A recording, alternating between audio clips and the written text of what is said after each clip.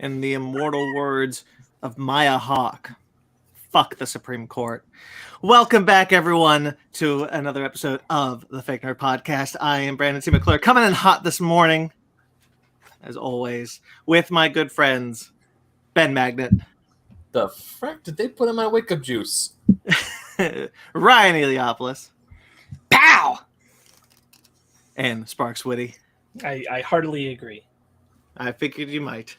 I wanted to be sure, just come out, just like no ifs, ands, or buts. That's where we stand. All politics today, baby. If you've ever listened to us before, I think you know where we stand. It's with people and rights. Exactly. It's with people and rights. And what is happening only got worse since last week. And we didn't even touch on it last week, but it just kind of kept going. So that's the state of America for you. It's a kind of a weekly occurrence, something bad happening here, I guess. Yeah. Ironically, we stand with freedom. Oh. So, guys, just to clarify, tomorrow, July 4th canceled. Just not for me. I'm going to go work at my restaurant where it's going to be busy. So, well, shit. Well, I live in America, so that doesn't mean you have to celebrate July 4th. I've never celebrated July 4th. To be fair, like I don't really get it personally. I never have. I love fireworks, so I celebrated it simply for fireworks. But that was many years ago.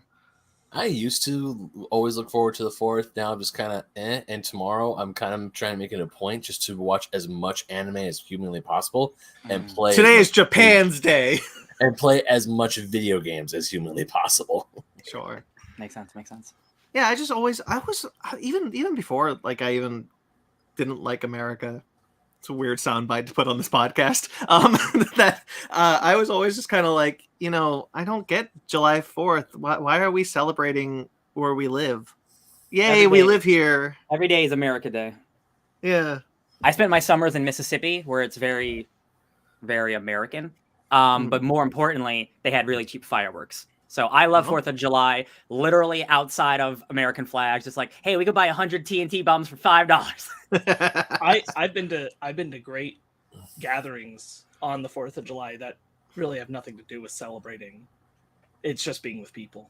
Yeah. It's just an excuse for a party. It's like Thanksgiving. Like I'm not here for the colonizers. I'm here for the food. Yeah, growing up, when we would go to Montana for our summers, because fireworks were legal in Montana, and we found the best state on our road trip from California to Montana. The best place to buy fireworks was Wyoming, because along the way, like in Montana, there's these little tiny shacks of fireworks, which that's fine. But you go to Wyoming, there's this big giant house size store filled to the brim with fireworks. Same. And the best part is they were cheaper in Wyoming than they were in Montana, so we loaded up. Oh yeah. My final thoughts on fireworks, because I do like them, except for dogs. If your dogs don't like them, leave them alone. But as a youngster, we would have belt wars where we would literally strap the little like TNT ribbons to your belts, and we try to light them on fire with my cousins, and whoever lost got farked up, and it was really good. Being a little kid doesn't hurt as much. That sounds extremely dangerous. My most bewildering 4th of July was up in Concord, and all like illegal fireworks, still cops everywhere, and yet every single house basically was setting off their own fireworks. So like going through it was, because we were driving through it when it was still happening, it went on forever, and it was like a war zone.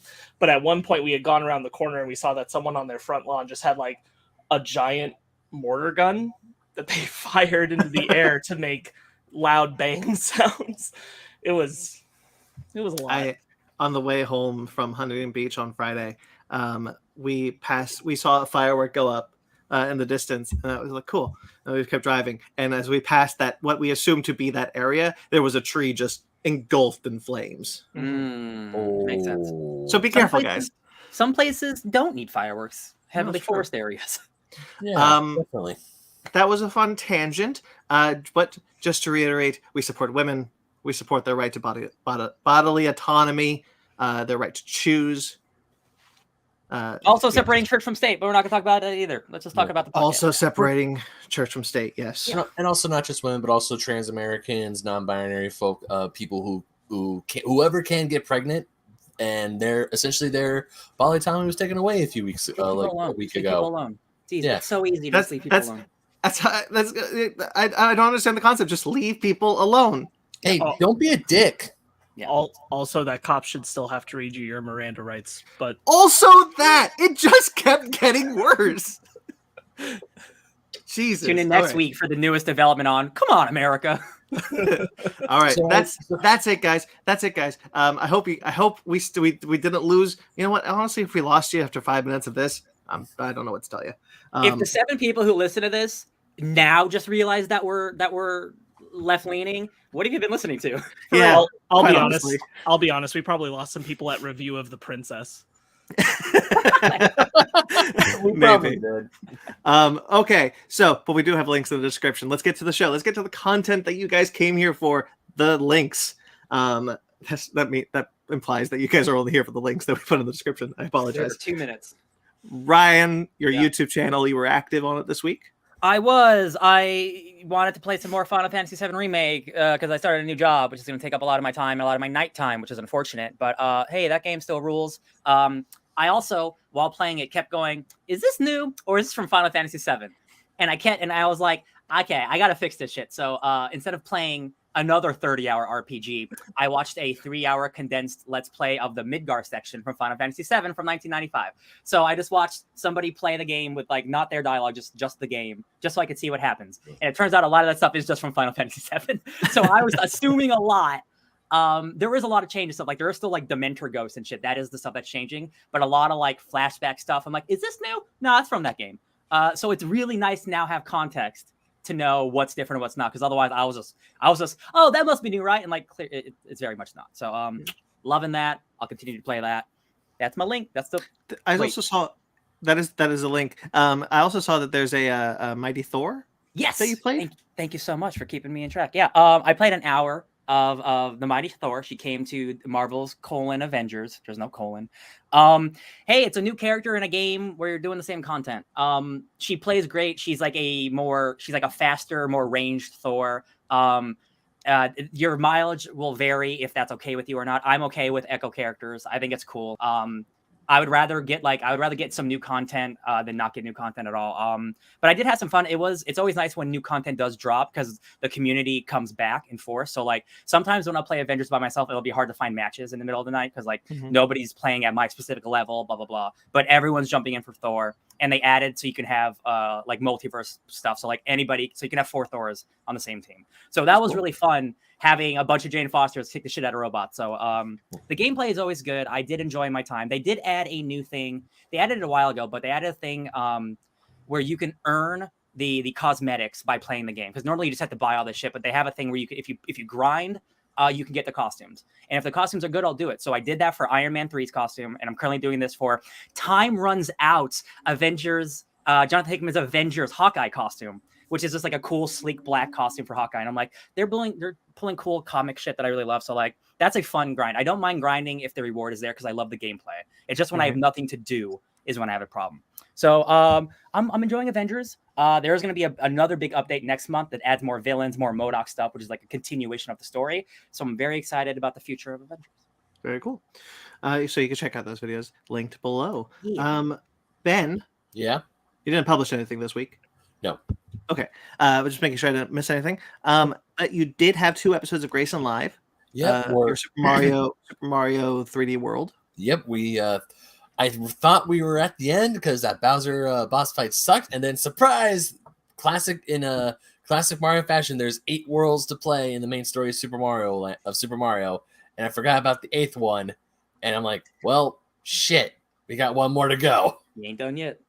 Nope. I remember because I asked you for the thumbnails for the last 2 episodes. I assumed you were nearing the end of the game because you've been saying 7 worlds. We were at Bowser, and then I got all the thumbnails, and there were 50, not 50 thumbnails, but it went up to 50, and I was like, buddy, what?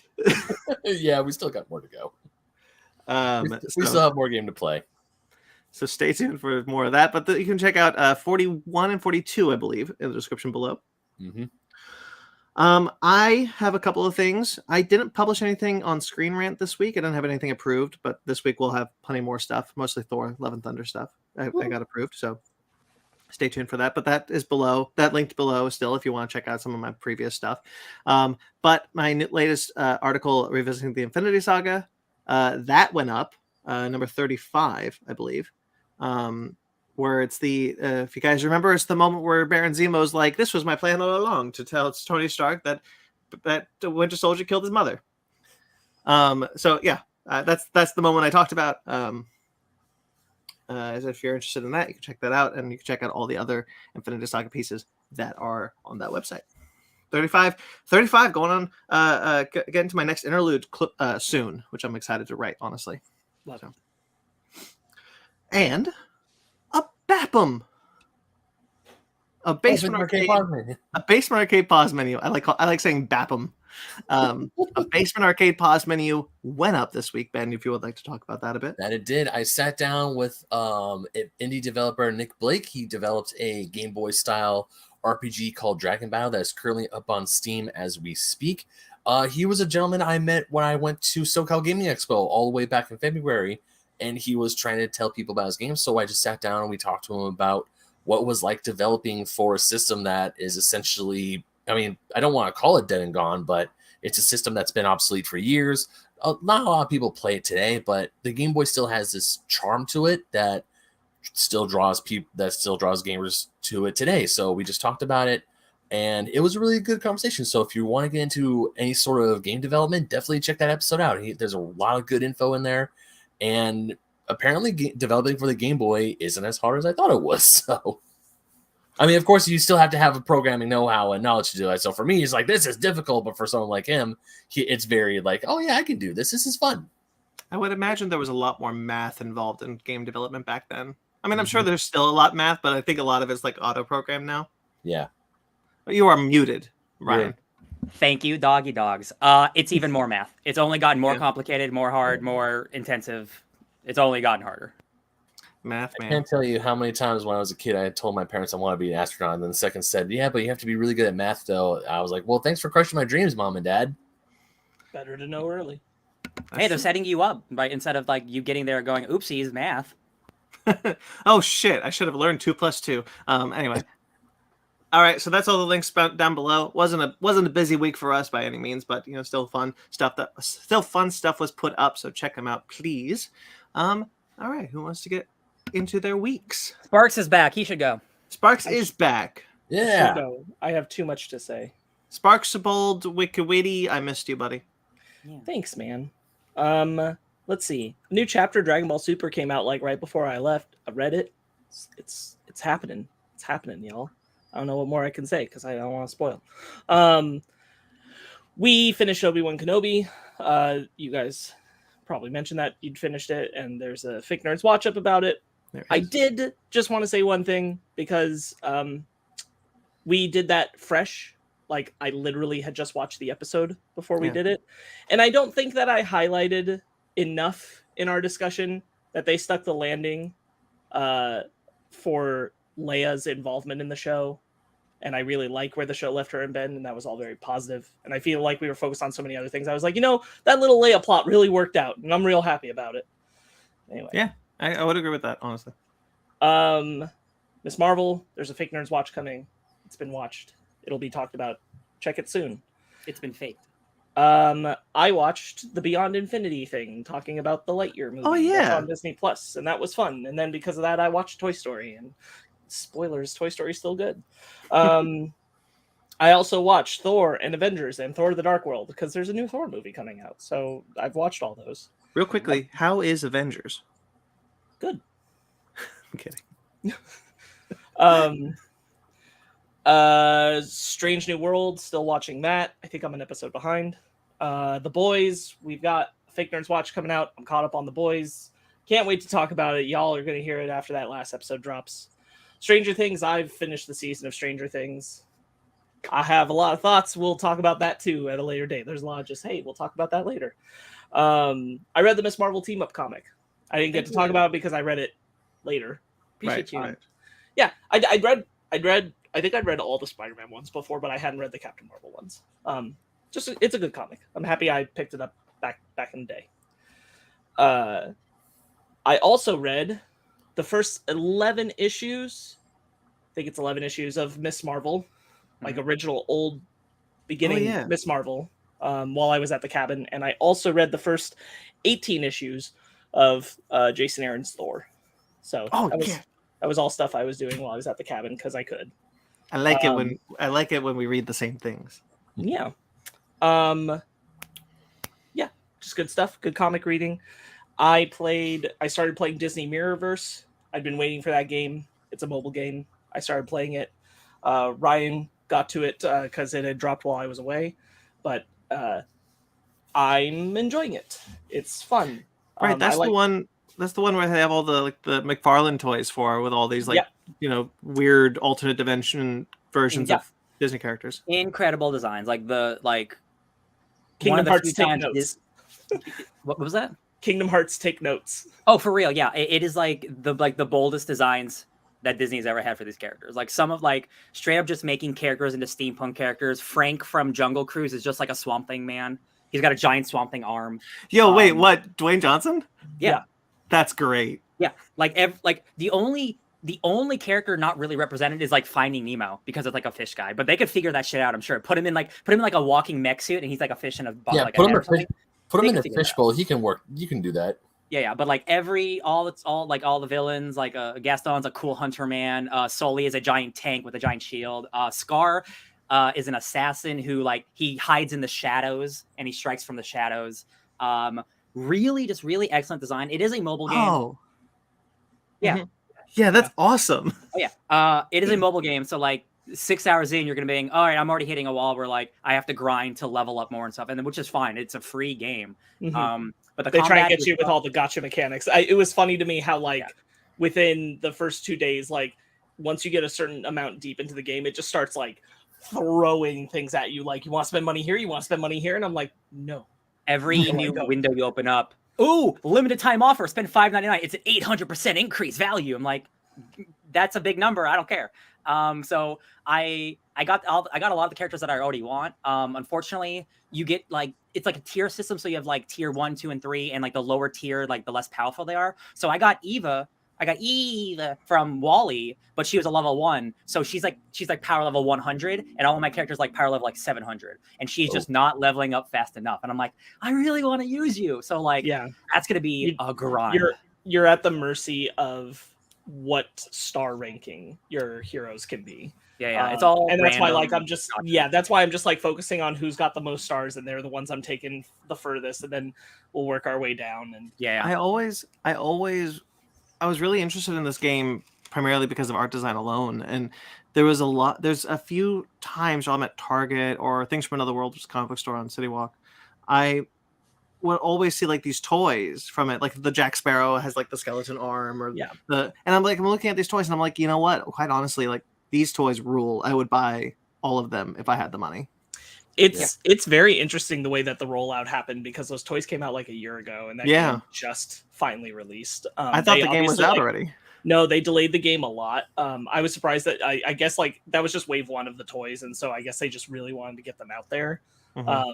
But it's going pretty well so far, so we'll see. I'm sure there will be more toys, and I'm sure there's going to be more characters added. We know there will be, because we see Jafar in one of the story chapters, and he's not one of the characters you can unlock, and that does mean that eventually he will be. Yeah, I just started downloading the game myself because this entire week it's been in the back of my brain because I've been seeing ads for it. Fanny's been seeing ads for it as well, and we're like, man, we really should download this game just to give it a shot. So I decided it's downloading right now. Once we're done recording, I'm gonna start playing it. It also has a mechanic that I personally like this mechanic in mobile games. I can understand why other people wouldn't, where you have energy, which is the amount of things you can do essentially at a time. And it recharges over time, or you can purchase more if you want to keep going immediately. But to me, I kind of like it because it means I'm putting this much into the game right now, and then I'm done. And then I'm done until later. And I don't need to constantly be on it and constantly it's here's what you're doing for this next 20 minutes, and then you're done. And then come back tomorrow or later in the day. all the other games that Kabam, the studio who made this, they made a Marvel one that I've been playing for years, where it's the exact same thing. They have energy, it's a 3-party system, and multiple attacks. And I can't wait to see if they're gonna do alternate costumes, because like their designs are so good, and like I would love to see alternate costume designs, and like that's something I could see myself paying for in the future if I play this game enough. Because if I like something enough, I want to support it. But right now, like I'm still in the free stage where like I don't want to give it money. But like I give that Marvel game money because I wanted Emma Frost that bad. Yeah. What was the one? Oh, I remember the one time I gave a mobile game money because I wanted something really bad and it was a dumb thing and I didn't get the thing I wanted. Oh, see, that's all. I like Tinkerbell's design. She's a little whitewashed. Yeah, she's a little pixie and she creates a fire avatar. That's cool. Yeah. Okay. Tinkerbell creates a fire avatar that she. That's freaking cool. Yeah. There's a lot of cool thought into how these characters function and what their designs are. Woody is too hot. Yeah. I saw that on TikTok. It's like, why is Woody super attractive in this game? And even I'm looking, I'm like, yeah, why is he? He's got like a swagger. Honestly, that like he doesn't have. One of my favorite redesigns, and I don't have the hero at a strength where I can really play with them right now, but is Aladdin. I love Aladdin's redesign. He's got his little King of Thieves dagger. Yep. I just saw the Woody. Yeah. Oh boy. Yeah. Why are you doing that, Disney? That's a good soundbite from this podcast. I just saw the Woody. Oh boy. Yeah, there's 45 characters now, and just like the Marvel one, like that has like literally hundreds at this point. So like in time, they'll probably have literally everyone. Definitely my favorite redesign. Well, one of my favorite redesigns from watching the cartoons, the advertisements. I love what they did with Belle and making her a sorceress or a magician. I love her staff has the rose in it, and that's freaking cool to me. My favorite was Buzz Lightyear. I really liked how they did Buzz Lightyear. I think all of the princesses are reimagined really well. Mulan's really cool. Yeah, I've played with the princesses a fair amount because I've happened to get most of them at 3 stars. And so Tiana's like my main healer. Oh, and yeah. I love her. I really like the Rapunzel. She's got the frying pan as her weapon. Yeah, Mulan creates. I think like early too. Yeah. Mulan creates like a circle of swords. It's a kick-ass move. That's God damn it. Yeah, they're not lazy about it, which is nice. Yeah, that's good because when you hear mobile games, even still in today's day and age, mobile games still kind of get this little like you kind of have a twinge of fear, you cringe a little bit because a lot of times with mobile games, I mean, yes, the game could be fun, that's no problem, but a lot of times the main focus or stories of mobile games comes with the gacha mechanics, the microtransactions. Or even what Sparks mentioned earlier, the whole, hey, spend money to get more energy so you can play more games, like in like Candy Crush. That was a huge thing against Candy Crush when it first came out. Mm-hmm. Right. Yeah. But I mean, it's weird because now mobile games have become a little bit more accepted. It's like, okay, we know this is a mobile game thing because it's a free to play game, and you have a phone that's free to download. So it's like, I don't think that's true. I don't think that's true across the board, but I do think that Disney has licensed out some pretty good mobile games. What it is, it's all about gameplay. As long as the gameplay is good, people will come to it. And like our phones are now powerful enough where we can put almost like PS2, PS3, PS4 levels of quality into mobile games. And in this one, it's also design. You can hear more of us also talking about this in a pause menu that's coming out this week, where we did our wrap up discussion. Ryan and I were pretty fresh on Mirrorverse from that, so we talk a lot about it and how we kind of hope to see it ported to Switch. My last thing I'll say about it is that this feels like the game where we might just get Remy with a robotic mech suit that he's able to control. Evangelion. Absolutely. Ratatouille's Evangelion. Yeah. Oh, what was I gonna say? I was gonna throw shade at Diablo Immortal because apparently that game sucks. Just don't do what Diablo Immortal's doing. Well, see, here's the thing. I've watched too many hours on a game I'm never gonna play. But Diablo Immortal is a good game with the absolute worst microtransaction possible in gaming history. It costs you, and guys, I'm not joking. I've watched gamblers spend $30,000 and not get anything. To upgrade a character, a single character costs you $540,000 to get to. Yeah, it is the biggest scam in gaming history for real. People are like it's banned in other countries, like in Belgium and I think China. Like it's not even allowed because it's literally gambling. It's the worst thing Blizzard has ever put out. It's insane.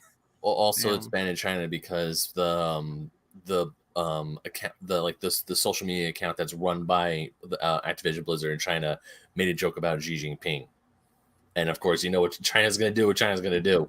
Yeah. Oh, can we get banned in China if I just say it? No, I'm kidding. I'm sure our large Chinese audience is going to hate that. You know, at one point, I haven't looked at the analytics in a bit, but at one point we did have quite a large Chinese audience.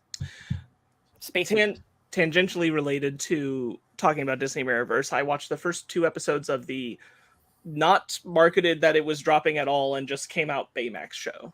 Oh yeah. Which it took storm to Twitter when it finally did drop, but did not catch a lot of attention in the marketing leading up to its release, which surprised me. I was watching because I'm sure you're referring to the clip that everyone's freaking. There's out a few about. clips. There's a few clips, but they're all from the same episode. Someone was like, "Look at this leaked footage I received from Baymax." I was like, "The show's out. Mm-hmm. It's not leaked. The show's out." Right. Yeah, that's it. Like people are like, it was very weird that Disney. I was surprised there wasn't a trailer like a week ago. Me too. To just remind people that like Baymax was coming. Because we just like I was in Monterey and we got on Disney Plus one morning and we were like, Baymax? Oh, that's out. And, the first 2 episodes are charming, wonderful. Baymax is great. If you liked Big Hero 6 and the humor around Baymax, you will like this show. There's no reason not to watch it. They're 10-minute episodes, roughly. They're basically nice little shorts. Long for shorts, I guess, but you got like this was the first show. Yeah, that's true. The first show from Disney Film Animation Studios. Oh, that's fascinating. So it's their animation team. As we know, there's Moana. There's a Moana show and a Tiana show coming. This was the first and a Zootopia show. This was the first project of the film animation studio making a television thing, because everything else has been either Disney TV animation or Pixar has done something with the Carl and Doug. Yeah. But this is their first project. So the animation is very nice. Looks just like Big Hero 6. You get to see more of San Francisco. I think that's great. And I'm only 2 episodes through it, but really like it. 6-episode series. Super easy to watch. That's awesome. The last thing I'll talk about is I finished That Time I Got Reincarnated as a Slime. All right. That's a really good show. I'm now fully caught up on it. Season 2 drags its feet a fair bit in comparison to season 1. Mm-hmm. The story stuff is all still very good. There's just, I shit you not, like 4 episodes about them like trying to have a meeting to plan how they're going to basically counterattack the bad guy, and not new characters, but different people keep wanting to come and get involved in the meeting, that it keeps like slowing it down as all of our like characters that we've met over the course of the show have to come all together at once and meet each other. And so it's just okay. And like there's good character stuff in it, so it's not the worst. It's just kind of like, yes, okay, this is a meeting episode, understood. And then they set you up. It's like 6 episodes from the end of the 2nd season, and they set you up for all right, we've teleported the army, we're about to have our big battle, and the next episode is literally 2 other characters, one of whom we've never met, getting together and having a conversation about the upcoming confrontation for the whole episode. And like, again, it's good character stuff. It was just a poorly placed episode after the last one had been like, we've teleported the army, it's time for the fight. And then it's like, yo, okay, so let's talk about what's about to happen here. They're literally they really are like sports commentators in a sense, these 2 characters, because of how far removed and like how power level they are compared to everyone else. They're just kind of like, so what do you think is going to happen? Like, okay. But it's a good show. Nice. That's it. Who wants to go next? I'll go next. I have very, very little, because pretty much everything somebody's already said is something I did. I watched The Boys. I watched Stranger Things. I watched Miss Marvel. Anything else that we're reviewing that I watched? No. So I watched those things. That's great. I played Final Fantasy VII. I played Avengers. I watched 1 episode of One Punch Man, and that's me. All right. Okay. So I actually did quite a decent, good chunk this week. Okay, then I'm going to stop you because I didn't do a lot. So let me go first, and then go for it. you'll end us off. Okay, I didn't do a lot. Zara came back from from where she's been for a bit. We had a market on Friday that I helped her out with. So most of my week was just that and catching up on shows with her, like The Boys. We didn't watch Stranger Things, The Boys and Miss Marvel, Orville. It's a good show. Strange New Worlds, great show. Latest episode ruled. But I did do a couple of things I want to talk about, which was Toy Story 4. So a little bit like Sparks, I watched the Toy Story movie, but I chose 4 instead of 1. I realized watching Toy Story 4 that my favorite Toy Story film is whichever one I'm watching at the time. Mm-hmm. I think all 4 of them rule. They're all offer something different that I want to experience at the time. This time, for example, I wanted to experience Bo Peep and Woody. And I was like, I want to be in that story for a bit. So I watched 4. Just kind of related. I just want to shout out, like, he doesn't need a ton of praise for this, but I really appreciate that Tim Allen did comment on the Lightyear stuff and basically went, I don't care. He didn't have to do that, and I'm glad that he at least didn't rile people up, and he said, like, it's fine. Yeah, because there's other celebrities, more conservative celebrities, have been trying to rile people up, and he's like, I'm the toy, he's the hero, whatever, I don't care. I also appreciated that. I was like, good for you, Tim Allen. I didn't hear about that, but okay. That's don't make the news. Don't make the news. Made the news. Anyway, so yeah, Toy Story 4. I really like that movie. I'm sure I remember liking it a lot when I did the review. This is the first time I'd seen it since we did a review of it. I hadn't seen it in quite a while. Love the animation. Love the story between Woody and Bo Peep. I forgot how emotional the beginning was. By the end of the movie, I was sobbing. Yeah, I like that movie a whole lot, guys. Nice. And I watched all of The Umbrella Academy. We were wanting something to watch, and we just felt we rolled the dice. We just decided to watch The Umbrella Academy. So we watched the whole thing. Show's still great. Like that show a whole lot. That show better get renewed, because I'll be damned. They did say the 4th season would be the end, so I think they're kind of a lock for a renewal. I really like the 3rd season. Some really great story stuff. We're going to do a Fake Nerds watch of it, so I'm going to leave most of my in-depth discussions for that. And then the final thing I'll talk about is I did read a couple of issues of Thor. This is the Jason Aaron run after he did the Mighty Thor, where Odin's son is back as Thor. But this arc that I read went back to King Thor, which we haven't seen a lot of in a while, because Aaron took a break mostly from that during the Mighty Thor. And then he revisited again when Odin comes back to being Thor. But there's a 3-issue arc that is just set in the future with his granddaughters and with Thor, with King Thor. And Wolverine, the Space Ronin, who is now merged with a Reborn, because they mentioned that the Falcon had died millennia ago, and Wolverine's like, yeah, it's a phoenix, it comes back. I was like, the Falcon, the phoenix, right? Phoenix, sorry. And so, like, the Phoenix Force and Wolverine now go across the galaxy and make sure that all the planets are dying when they're supposed to. But Thor brought back Midgard a couple hundred years ago. He brought it back from the dead, and now it's been taking this whole time for Phoenix to kind of be like, you shouldn't have done that. You shouldn't have done that. There's something really bad coming. You should have just left Earth to die. And then that was really cool. There's Doctor Doom, because of course Doctor Doom lived to the end of time. He's now the Iron Fist, the Sorcerer Supreme, the Spirit of Vengeance. He's got all these powers. It's great. He controls Fin Fang Foom. As he should. As he should. God Emperor Doom. God bless you.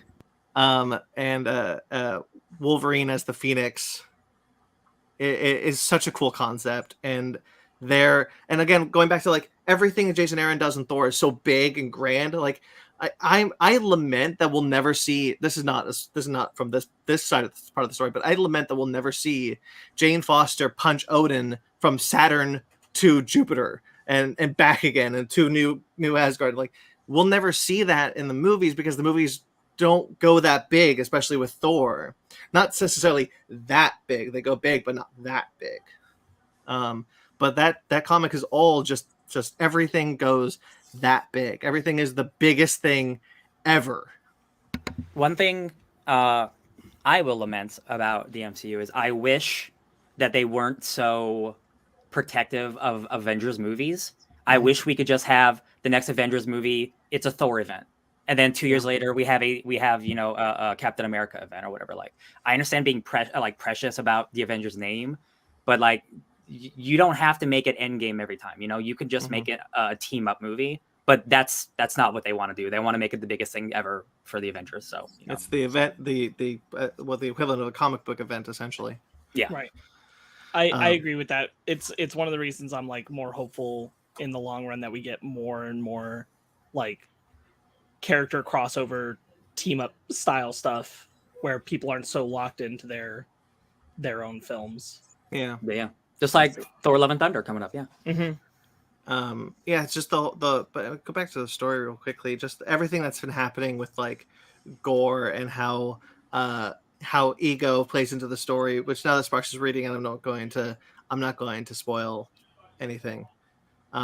It's just such a fun ride, and King Thor is such a really cool idea that I just, every time he revisits that character, I'm so into it. I'm so jazzed because I love his granddaughters. I love how he writes King Thor, just kind of like old and really just done with everything, tired god who is trying to stop his beloved world from ending again at the end of the universe.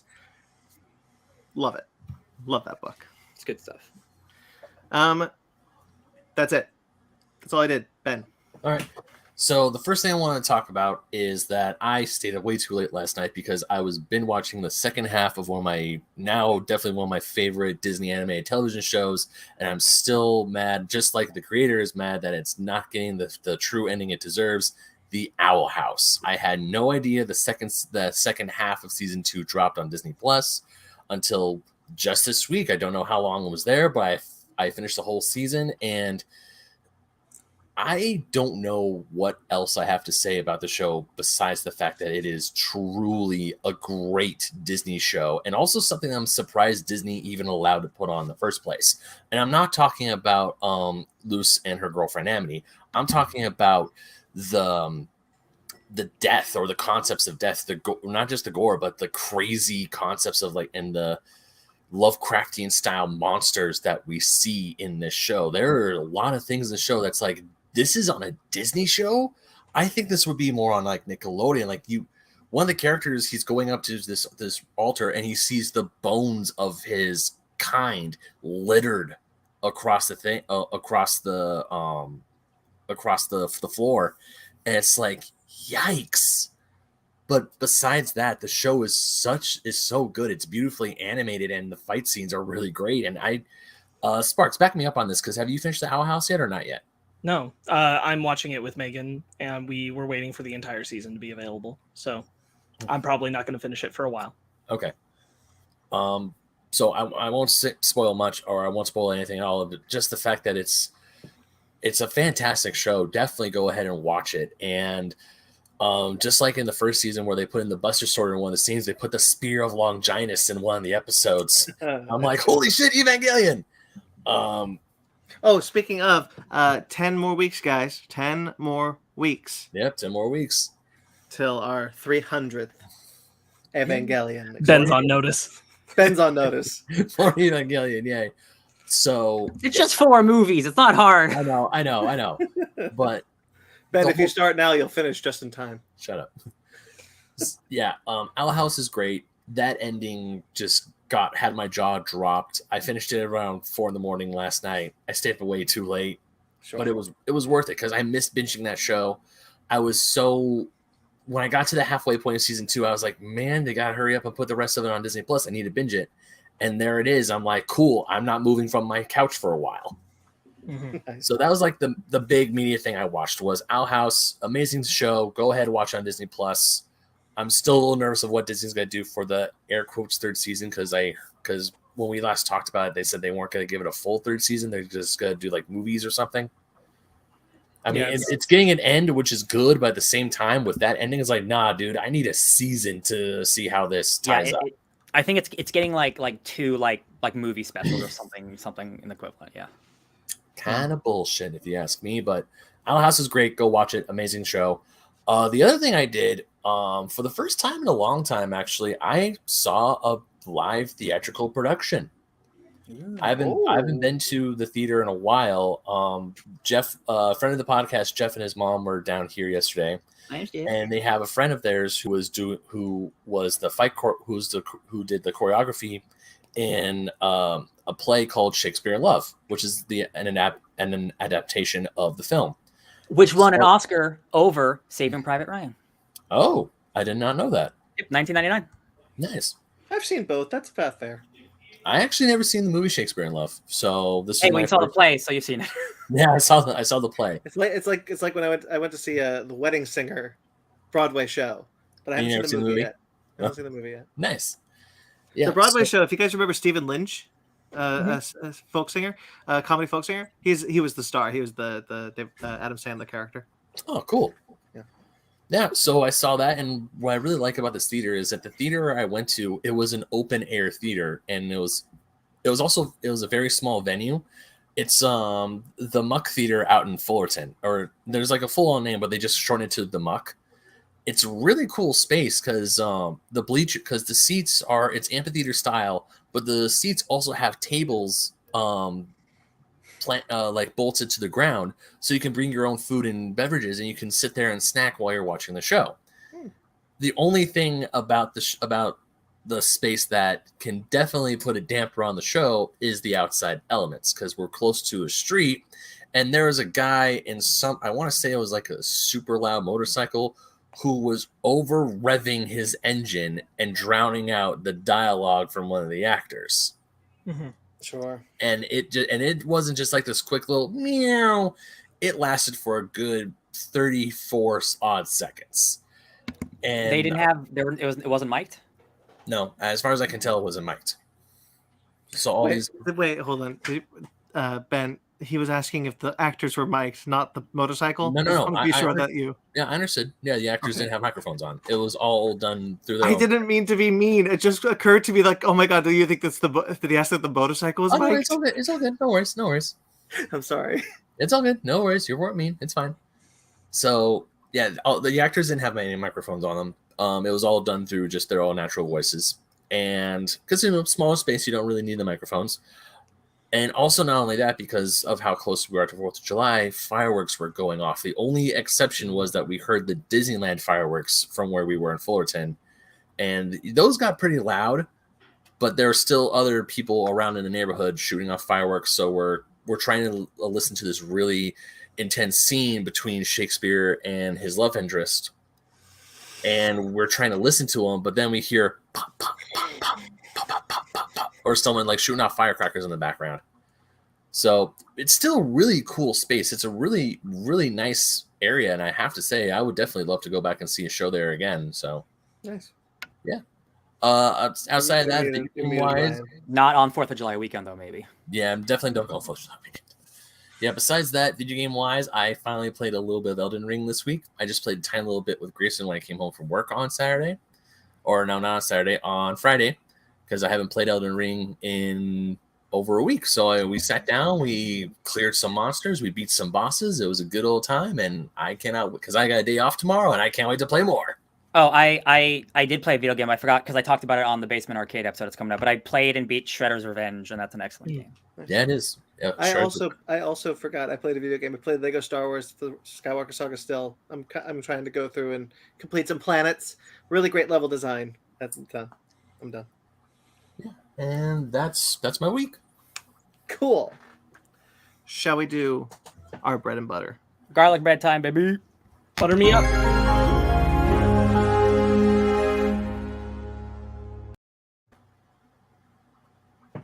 Babs. Little Babs. All right. Sad news up top. Joe Turkel passed away this week. Now, if you don't know his name, that's fine. You'll remember him from probably his most two iconic roles, which is the bartender from The Shining, and Dr. Eldon Tyrell Tyrell from Blade Runner. My favorite movie, baby. Yeah. definitely an older actor, not prevalent in modern movies as much, but definitely 70 Days he was a big boy. In The Shining, people, if you read that book, people still think that bartender is a figure of his dad. That's who his daddy is. Reflection of that. So that's cool. And Blade Runner, he plays the leader of a robot organization. He's very good in it. It's a shame. He was. Do you know how old he was? 94. That's a lineage. That's a whole legacy, baby. Yeah, great actor. I love those roles. Like I know like the most famous roles he has now, but like they're great. He's got a good presence. Yeah. All right, that's all the sad news. So this is just some rumors. I don't always put rumors on here, but some of these were kind of fun. I found it interesting you put this one on here, honestly. I don't know which one you're talking about. The Krishna Harloff one. Oh yeah, I just wanted to know what we thought of that. So there was a rumor last week. Krishna Harloff said that a Cal Kestis series, live action Star Wars series, is in the works. I don't know if I believe that one personally. That's weird. He's got a game. He's got a game coming out next year, so I doubt it. Yeah. Between games there is a 5-year gap, but at the same time to put on a TV show that with the game coming out pretty soon kind of seems a little I don't know. I don't think it's worth it to do anything but a web series, honestly. Like if you think about it, like if you wanted to do like a web series that like what Halo does, that bridge between Fallen Order and whatever the next one is, but I don't see like a $1 million, $200 million TV series on Disney Plus. Honestly, I imagine like when these things happen, like maybe he did hear rumblings of Cal Kestis doing something. It might not be a show; it's just him showing up in like a Mandalorian or somewhere, right? Like that's important. That's always important to remember that a lot of these rumors come from a secretary of an intern. You know, like couple rows down, no CEO is telling these people what this is. An intern's secretary. An intern secretary. That's what interns get, right? They get secretaries. Yeah, sure. Yeah. The secretaries pay the interns. Yeah, of course. That's how that works. Intern is the secretary. Yeah. Right. It is more credence that like they are making Cal look exactly like Cameron Monaghan, like exactly like that's just what he looks like officially. Like he looked like him in the first game, but like now it's just that's the dude. So like when he shows up in live action, it's like there's no discrepancy. But with the amount of shows coming out in the next 1 or 2 years, I just don't see him getting his own show this quickly. You know what? This is another excuse for them to show Order 66. Cool, just do it again, even though they did it in his game already. It all comes down to what do they want to do with the character after this next game? Yeah. Are they going to make another game with him, or would the show be after the second game? Yeah. And I don't know. I'm sure someone's talking about where do we put him in television. I'm sure that's true. Yeah. Probably Andor. I was gonna say maybe Andor. Yeah. I don't think it would be the Mando. That's too far down the timeline. Yeah, I was just thinking of what's coming up soon. Yeah, there's an interesting. You kind of have to assume that most of the Jedi that survived Order 66 were pretty much offed by the time A New Hope showed up. Yeah. So they don't want to like confirm that any Jedi survived past Return of the Jedi outside of Ahsoka. Yeah. Or Ezra. That's right. Ezra is still alive. Yeah, but he's like in a galaxy far, far away. I wouldn't be surprised if there's some kind of way to bridge Cal to Andor, because I also wouldn't be surprised if we see Saw Gerrera, and Cal has already met him. So yeah, I would not be surprised at all if we see Saw Gerrera in the show. No, and then I think you're like a hop, skip, and a jump that you could bring Cal in. Yeah. Some Craven news that also came out from last week. Craven rumors. Russell Crowe is apparently playing Craven's dad. That's okay. Cool, like Russell Crowe. Yeah. The Chameleon is the main villain. That makes sense. It's his brother. Like I'm. That's okay. I'm fine with that. Sergei Kravinoff is what Aaron Taylor Johnson is playing. Will, however, be reimagined as the protector of the animal world. Yeah. Known animal lover, Craven the Hunter. So, not a hunter. So Craven, our Craven from the comics, that's Russell Crowe. That's the hunter. That's the dude. Craven does have a son in the comics. He is the current Craven, but he's also still a hunter. It's again, like I think Craven is an awesome villain. Like it's just a shame that like Sony's, and it's being written by the Morbius team. So like any faith, I would have more faith in watching this than I would a Morbius movie. But like the plot's been like leaked. Like we know what all this is all true. This is all real. It's just like the lamest, most boring. Especially if like you see with the post credit scene, like what they're setting up. Like it's just like they really aren't even trying. I don't think. I forgot to put on the post credit scene. I'm not gonna. I don't want to say it because like yeah, it doesn't matter. It's more Morbius post credit scene bullshit. Yeah. Aaron Taylor Johnson rules. I think he's becoming like such a he's picking better roles, and now that he's big and beefy, like I like his presence as an actor a lot. Like he's in Bullet Train. He looks great in Bullet Train.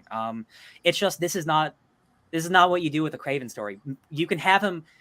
Honestly, I don't even mind if he turns into being a anti-hero.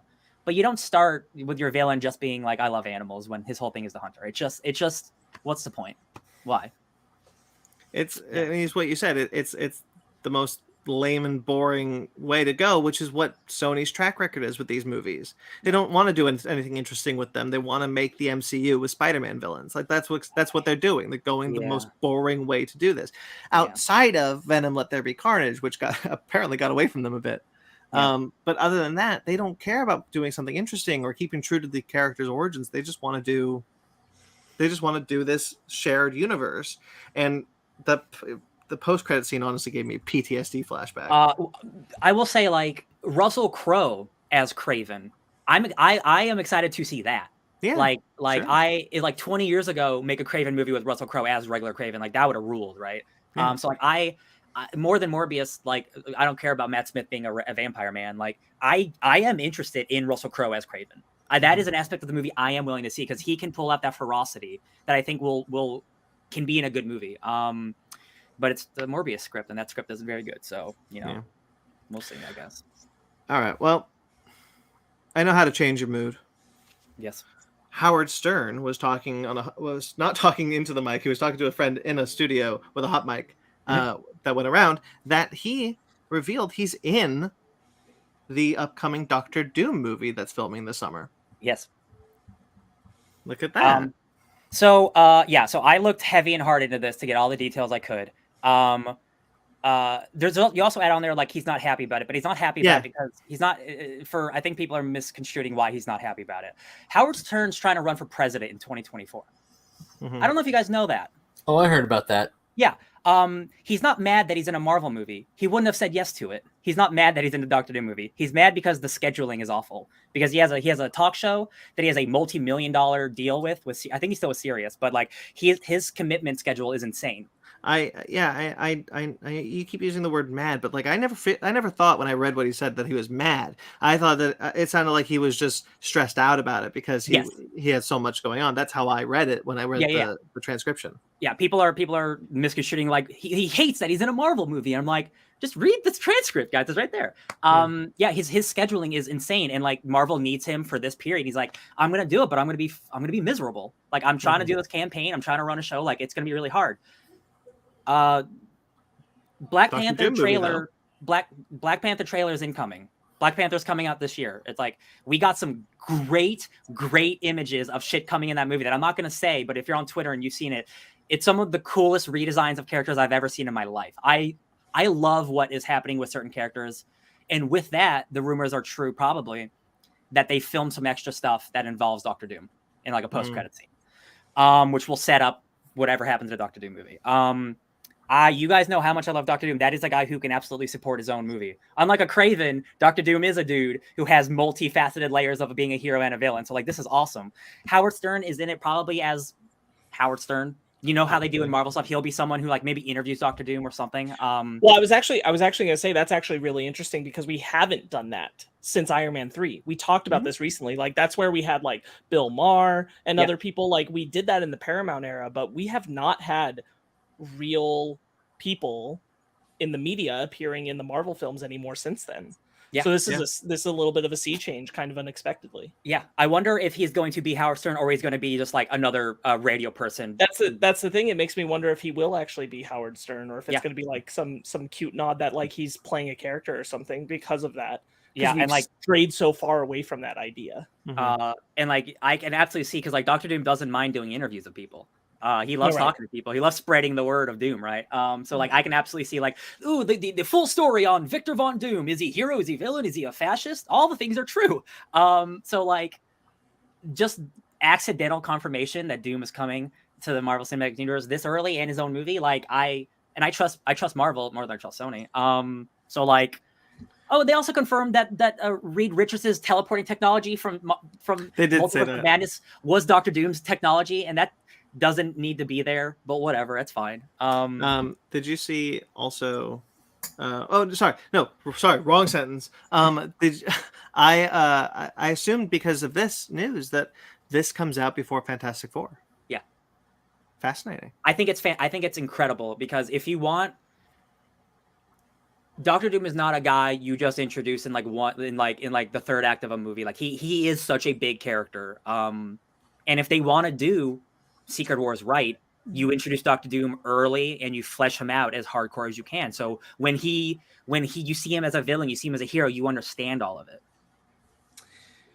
Yeah, it wouldn't surprise me if honestly, like, Fantastic Four and Doctor Doom are bookending a Marvel year. Mm-hmm.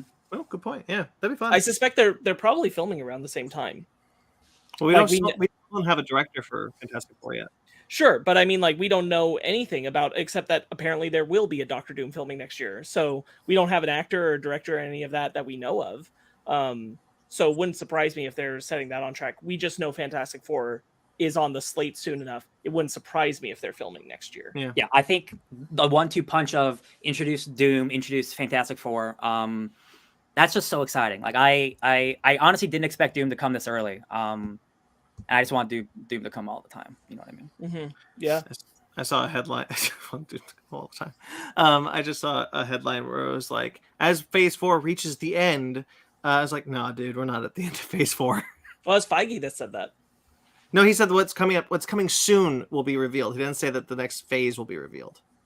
No, but he said, like, as we're reaching the end of Phase 4. That was him. Well, I still think that we have not seen the last of the Phase 4 announcements. Sure. Probably got like another 2 years in this phase. Yeah, because like after She-Hulk, we don't really have any confirmation of another show outside of like Loki or What If season 2. Secret Invasion. Right. Oh, I always forget about Secret Invasion. Armor Wars is filming soon. My goodness, there's so many shows. You're right. Ironheart. Williams is filming soon. I mean, Groot.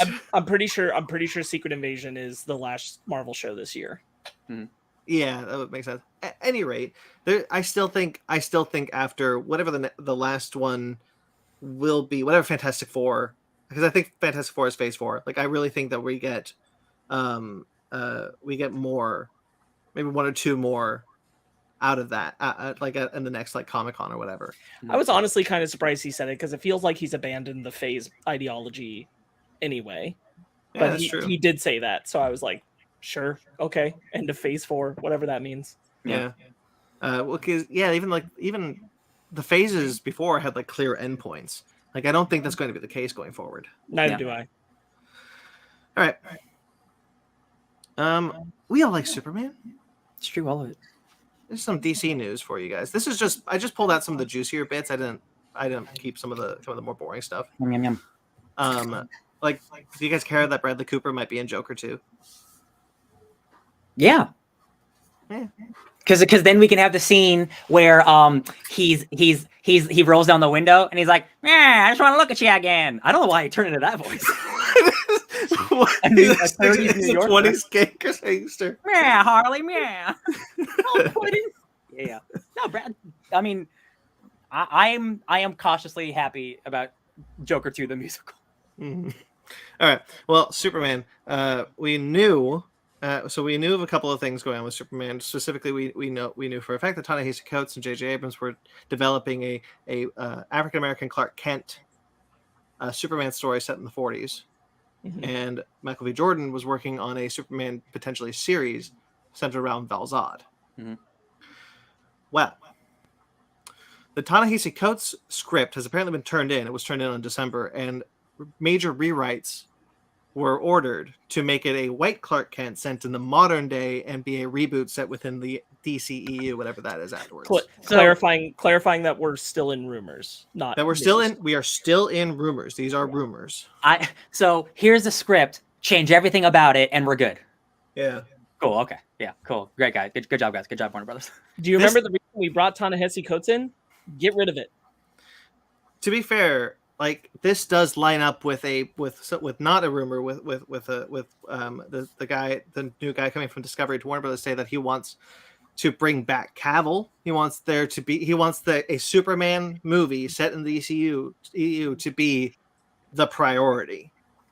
Sure. And so if he had the Superman script turned in, I guess he would be like, "Yeah, keep the bones, but take out everything else." I mean, this does sound fundamentally like a effect of the changing of hands. Yes. This is Discovery taking over and someone from Discovery coming in and saying, I don't like this idea. Black Clark Kent? I don't think so. Yeah. Put Henry Cavill back in. That's what I want. And again, we got Michael Keaton. So we're going to have multiple Batmen. So I just don't understand why we can't have a Val Zod story alongside the Henry Cavill story. People are smart. We still don't know that we're not getting the Val Zod story. Yeah, or even the 40s Black Clark. This the is that one. Exists. Yeah, I agree with you guys. I think that if I want to see Henry Cavill come back as the Superman, and he wants it, but we can get Joker 2 and the Batman, but it's just a shame because I'm sure Coates wrote a solid script that was worth more than just screw that, modernize that, make him white, never mind the other stuff. Yeah, I agree. It just feels like a wasted opportunity if you were gonna do the work. Yeah. Look, hope for good, and at least he got paid. True. And his name will be in the credits, so he'll get paid for that too. So. Get that money. Harley Quinn. We do know about the Lady Gaga Harley Quinn, but Margot Robbie is apparently developing a movie with James Gunn. To bring back Harley Quinn and introduce Poison Ivy, and it's described as a Poison Ivy Harley Quinn road trip film similar to Thelma and Louise. Ooh, the Eat Bang Kill tour from the comics. I was gonna say this one I want to believe because I want Margot Robbie and James Gunn to team up and bring more Harley Quinn content. This feels a little bit like wishful thinking, like basically supplanting the Harley Quinn show into what people want. So I'm like, I don't know how much I believe 100% this is true. And we do know from James Gunn's own statements that at least the whole next year he'll be focusing only on television. Yeah. Yeah, there's another Suicide Squad. There's another Suicide Squad show that he's developing for HBO Max. Oh yeah. Right, yeah, and then also Peacemaker too and stuff. Yeah. It would not surprise me if he wants to do something with Harley. I've long said that I kind of wish that she was the other show he was doing. Mm-hmm. I think he's got a good angle on where to take her next. Really, I just want more Margot Robbie Harley. Mm-hmm. It wouldn't surprise me if James Gunn's at least helping somehow to develop it, whether that's story development or him writing a script or something. Maybe he won't direct it.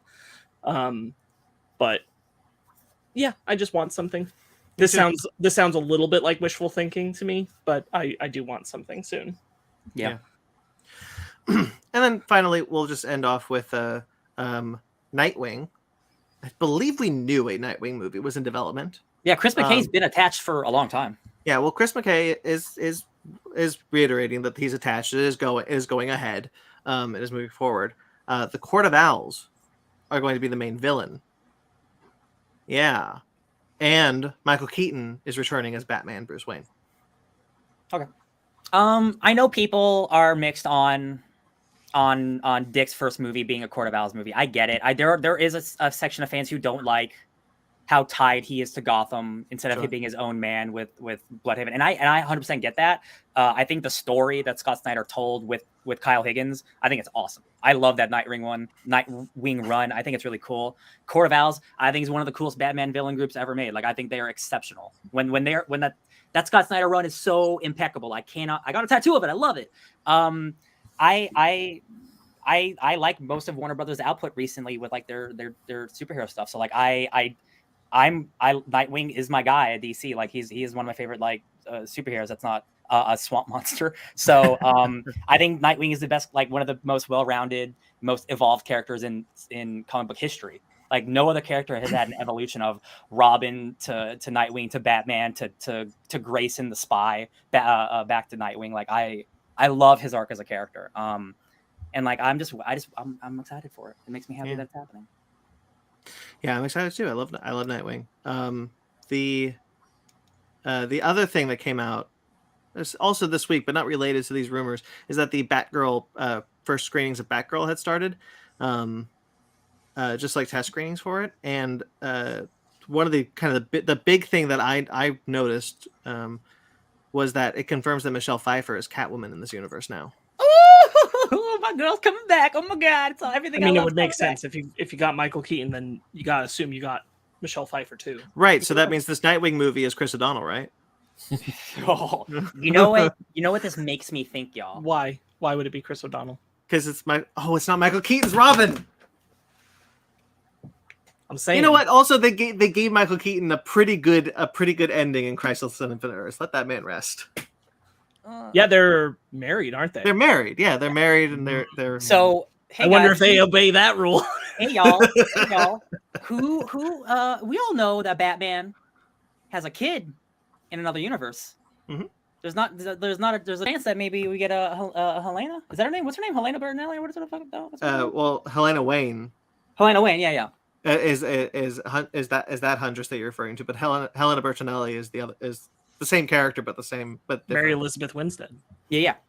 If it is, I don't. It depends on what universe it's going to be in. That's going to be. Oh, that's weird. Oh yeah, Nightwing is going to be. What universe is Keaton? What? We need to watch a Flash movie. Did we break your brain? I'm just trying to think. Because like there could be another Huntress. It wouldn't be a Mary Elizabeth Winstead unless it's in this. No, I can't. I'm breaking. No, there could be another Huntress. Like honestly, or perhaps Mary Elizabeth Winstead is actually their child. That'd be. I wouldn't. No, we've seen. No, because that would ruin like the Birds of Prey backstory. Yeah. But I'm saying they could have a multiverse of Huntresses. I wouldn't hate it. I just think if they're married, they got kids, baby. They're banging. They be banging. They're just gonna have Damien. Listen, I'm not going to say no to that either. No, I know. But then Damien wouldn't be half brown. You're right. Oh no, super white. That's the problem. Mega white. I'm excited for this. Now, thanks to James Gunn, we have the entire Gotham City Sirens. So Michelle Pfeiffer, whoever's Poison Ivy, Margot Robbie get to team up. Yes, it'll be the youngsters and then old Catwoman. I still think, by the way, just to mess with people, they should have made the Catwoman Anne Hathaway. That would be spicy. Everyone is from a different universe. Yeah, I like her Catwoman too. Yeah. You know that the Chris O'Donnell joke doesn't work on multiple layers because if those all 4 Batman movies are connected, which I don't think they actually are anymore. I don't think Warner Brothers does consider them connected. But if they are, then isn't it Alicia Silverstone Batgirl and she's Alfred's granddaughter? Yeah, I don't think these things are connected. No. The original Robin was going to be Damon Wayans in the Tim Burton movies. So there's that comic. There's that comic 89. Oh yeah, I've read that comic and I already forgot about it. All right. Anyway, so I think those are some cool rumors. Some of those I actually really want to happen. So Nightwing sounds like it's like for realsy happening, and like just the fact that like Court of Owls, like I think Court of Owls was like on that Pennyworth show or something. They were on some show or maybe Gotham. I don't remember. I didn't watch either of them. But like big they were budget, on Gotham. They were on Gotham. Big budget Court of Owls. Whether Batman's there or not, like that's fine. Like the fact that like that being a presence in a big Batman movie just makes me really happy. Yeah. Quick comic book news, guys. Spider-Man is getting a new ongoing series just titled Spider-Man. Sparks, we gotta go. Dan Slott is returning to write the character with art by Mark Bagley. It is going to be a new ongoing series going on at the same time. The first arc will be called End of the Spider-Verse. Yeah. And we'll see Morlun return. So Morlun is he is one of my favorite villains from Spider-Man. He was created by J. Michael Straczynski in the 2000s run. I love half of Dan Slott's run. The first half of Dan Slott's Spider-Man run is incredible. When he starts with Big Time, after One More Day happened and ruined Spider-Man, he came in, he did One More Day, he did Spider Island, Ends of the Earth, and Spider-Verse, Superior Spider-Man. All of those are great stories. And after Spider-Verse, the biggest Spider-Man story you could possibly do, he kept going for 5 more years. And that's where you lose everybody. And that's where it just became nonsense, became bad. He was just spinning his wheels for years. Then he went to Fantastic Four, and that's where he really lost me. Because Dan Slott is a good writer. I think he is a good writer. He did a great Silver Surfer run. He did a great The Thing miniseries. He did a great She-Hulk run. And Iron Man. You forgot his Iron Man run too. No, I forgot it on purpose. I know. Every time he's like, oh, he's doing Fantastic Four, maybe I'll give it a shot. Ooh, Iron Man, give it a shot. No, bad. So his modern stuff, not for me. Luckily, he's not taking over the Amazing Spider-Man. This is just a side, another story, so I can just ignore it. I don't have to worry about Zeb Wells, who's doing the God's work with John Romita Jr. right now. Some people are happy, most people aren't, but like at least he's not taking over. That's all I can say. That's true. Yeah, this Edge of Spider-Verse, the new miniseries that's introducing a bunch of new spiders, that leads directly into this. And he is the guy who made the Spider-Verse happen. So like it makes sense for him to continue it. Like I'm not mad at that fact. I'm just I haven't been happy with his output in the last 5 years. So how about you, Sparks? You look so beleaguered. I really hate that man. Yeah, I just I don't need to read it. It's fine. Yeah, whatever. I don't. It's like Ryan sums it up very well. Like I'm glad he's not.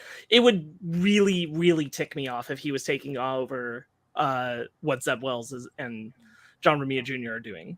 Like if he because they just got on it recently. So like if he just came and took it away from them, I'd be much more upset.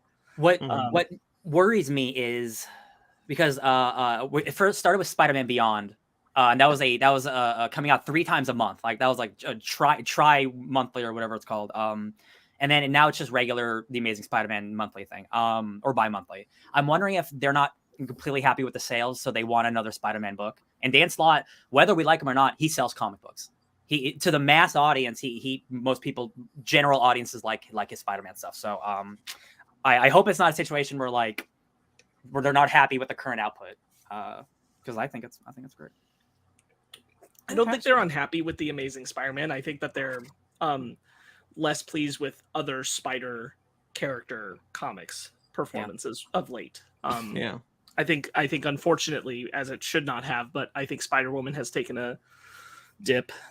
Some of the other recent, even Miles's, I don't think is selling as high as it was. Yeah. So I think it has far more to do with that than it has to do with how the main title is doing. I think the main title is always kind of doing okay. But probably especially right now. It's just like it's another Peter Parker book, and I'm like, again, like that's Spider-Man is like Batman. He has a lot of characters, a lot of books, but like there are other characters who could get that too, Yeah, for sure. All right, it's end of Spider-Verse though, yeah. Yeah. So maybe it's fine. We'll finally be done with Dan Slott getting to use that trick. Maybe. All right, quickly and finally, Ultraman has been going strong at Marvel for about 3 volumes now. A 4th volume is coming. Mark Bagley, Kyle Higgins and Matt Groom are doing a crossover comic next. The 4th volume of Ultraman will be Ultraman, the Marvel Universe. Love it. I dropped off of Ultraman just because I could start reading on Marvel Unlimited. But that first volume, a lot of fun. It's a very it brings you right in. It introduces you to everything. It's very straightforward. Hey, here's Ultraman. Here's what's cool about him. And it's pretty well written. So like this will give me a reason to catch up. Again, I'm just gonna read on Marvel Unlimited. Sorry, Kyle Higgins. But like it will make me invested in it more. All the crossover stuff that Marvel's been doing has been with all the different properties they own is like they're usually really fun. Like we read a really silly one today that's not tied to anything, but it's like, why does this exist? Oh, because it could just can and it's fun, right? So like I'm stoked for this. Right. Yeah, it's described as the Marvel universe within the Ultraman universe. Love it. So it's not even a crossover with the main Marvel universe. Yeah, I like that. Yeah, I am curious about this. I'm so interested that like, how many more years until we get a Star Wars Marvel crossover?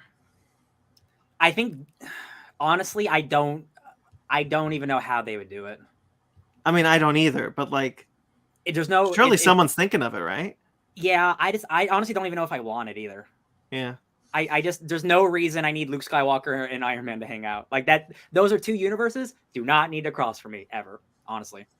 Yeah, that's fair. I mean, Lucasfilm doesn't even want them to be honest, like, I don't know if it's necessarily there's too much of a sanctity to it, but maybe that's it. I don't really want Star Wars to cross over with anything.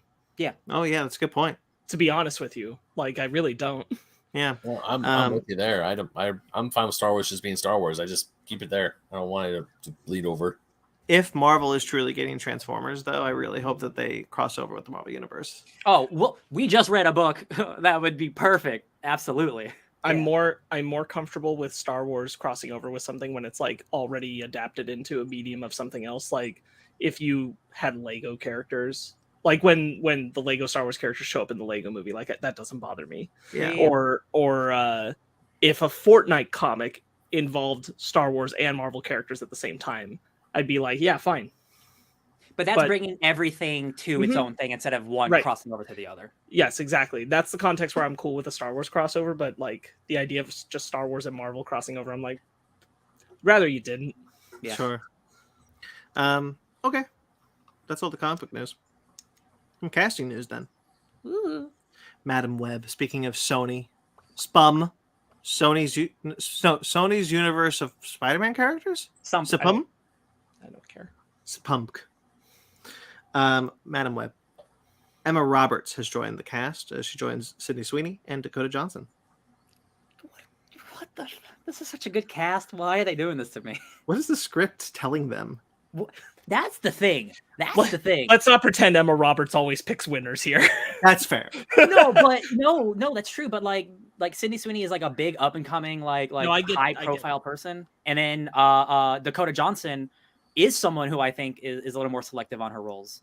Unless this is just her way of trying to make a quick buck, which everyone's allowed to do that. It was Michelle Williams' reasons for signing on to Venom. Yeah, I was gonna say I was about to reference Michelle Williams in Venom, and I'm like, absolutely, no, absolutely, she was clear. She was clear. I did it for a paycheck. Hell yeah, get that. And the second one, even more, baby, get that money. Seriously. This is one of those characters, unlike like a Craven or a Morbius, where like I feel like they can be way more lenient with what they're trying to do, and like it wouldn't make fans mad. So like. I just want to know what it is more than anything, because like so many rumors are happening, like, oh, somebody's playing Black Cat, somebody's doing this, and I'm like, I don't know, I can't trust any of that right now. I just kind of look at like, at least do something interesting. Let's go back to what we talked about with Craven. Like, don't do the boring thing, just do something interesting. Like, and you'll have me if I actually felt like you cared. And the thing about Madam Web is she is a cosmic-esque character, whether it's the old Madam Web who sees the timeline through spider webs or whatever, or the more modern one, she's like a time fighter, if you will. Say that again. The time web, if you will. The time web, exactly. The weavers. This could be potentially the most interesting one because it is the most grand in scale, if they want it to be. And the fact that it is all leading ladies that I really like just makes me more invested than otherwise. So like, I guess I'll wait for the leaked script, the leaked plot to piss me off. Seriously. Fallout. Kyle MacLachlan has joined the cast of Fallout. Yeah, Agent Cooper from Twin Peaks, or Mr. Hyde from Agents of Shield. For the normies, Mr. Hyde from Agents of Shield. I guess. Yeah, the captain. The captain from How I Met Your Mother. Oh, the captain. okay. Yeah. Now Ben. I know that guy. Ben hasn't said a word in 30 minutes, and he's just, oh, the captain. I love it. Our Casey Casual Ben Magnet chimes in. I forgot that Fallout show was happening. It's the Westworld guys. I love Kyle MacLachlan with all my heart, whether he's a lead or just like a side bad guy or whatever. Like I'm that show's happening. I'm really excited. Yeah. This should have been in the rumor section, but I put it here in the casting section. But Nev Campbell, it is rumored to have come to a deal to return for Scream 6 as Sydney, with the promise of a larger role. Sorry. Mag's right. Mag's right. Mag's right. You guys were going to bring it up. I was going to bring it up because holy crap. The villain in the Flintstones movie. Halle Berry in that movie. Oh, yeah. Flashback. I just flashed back to the John Goodman Flintstones movie. Oh my god. Rick Moranis was Barney, right? Yep. It's a good movie. That's a good movie. Rose. Oh You know my it's God, not? Rosie O'Donnell's Betty. The second one. No, the second one's not Viva good at Rock all. Vegas. I will say, Halle Berry was very important to me in that movie when I was growing up. Oh no, yeah, she's said it on Twitter. She gets it. Like, Yeah. I know what I look like. I get it. If you guys don't follow Halle Berry on Twitter, she's hilarious. She's really good. She's a great Twitter person. Anyway, yeah, Flintstones movie, great. My professor for screenplay adaptation in college was the writer of that movie. That's awesome. I might rewatch that this week. I haven't watched the Flintstones in like 15 years. I think I feel Flintstones approaching. I think I might too, honestly. All right. Yeah, the theme song is playing in my head. So anyway, Nev Campbell could be coming back from Scream 6 and a large role in Scream 7.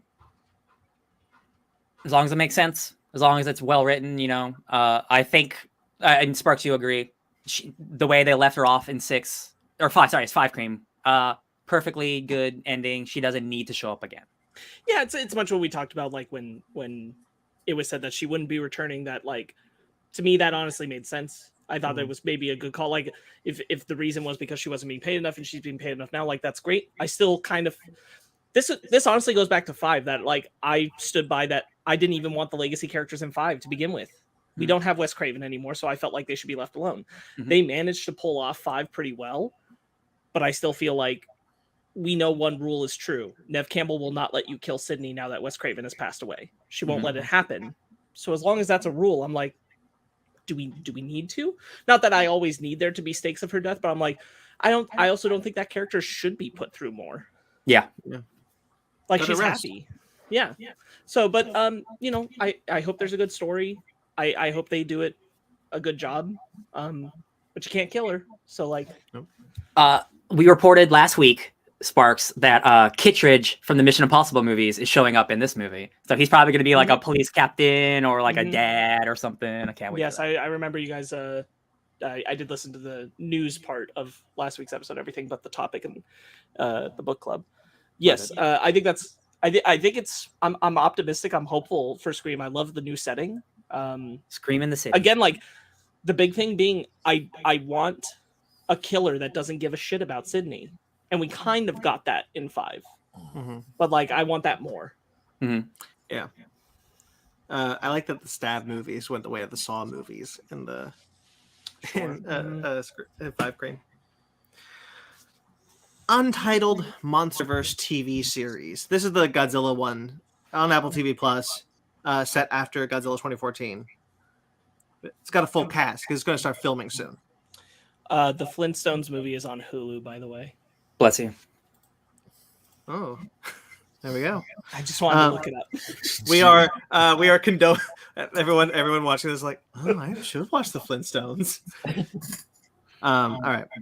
So it announced its full cast. It's got it's filming soon. So Anna Sawai, Kiersey Clemens, Ren Watabe, Joe Tippett, and Elisa Lazowski have been cast in the film show. And this is being directed by Matt Shackman, who did WandaVision. It is. And It's Always Sunny in Philadelphia. So I know it's gonna be well directed at least. Cool. Like, again, it's not a lot of information, but like confirmation, Monsterverse is continuing, not just in movies and in television. So, like, thank God. What do you think this guy's will be about? I think it's Monarch. Monarch, yeah. It feels like it has to be, but I don't know. We'll see. I seem to remember a code name for this being Operation Monarch. So, do you think this one will be about Mothra? maybe. oh, Can't be another Apple show about Kong, and it can't be a show about Godzilla. So Get the twins. well, Toho did license Godzilla for the show. yeah. So he is in it. No, well, right, but he's got his own other Apple show. No, this is that. Oh, this is the same. Yeah. Got it. Okay. I thought this was a new show. Oh no. Oh no, it's the same one, just more confirmation about it. Yeah. Got it. Okay. Yeah. I assume it'll be, obviously it's going to be smaller scale than a movie, but like you're going to see all the big boys, I'm sure. Apple TV Plus has been putting out some really quality content. A lot of it I haven't seen but heard. The money's there. They're putting money there. The money's there. I'm excited for the show. At any rate, yeah, cool. I'm glad it's happening. I'm glad it's filming so soon, which means it's out next year. Maxine is also Batra. Yo, As in, like, Batra exists, or if they want to introduce Batra into the MonsterVerse, I'm okay with Because it. I assume there has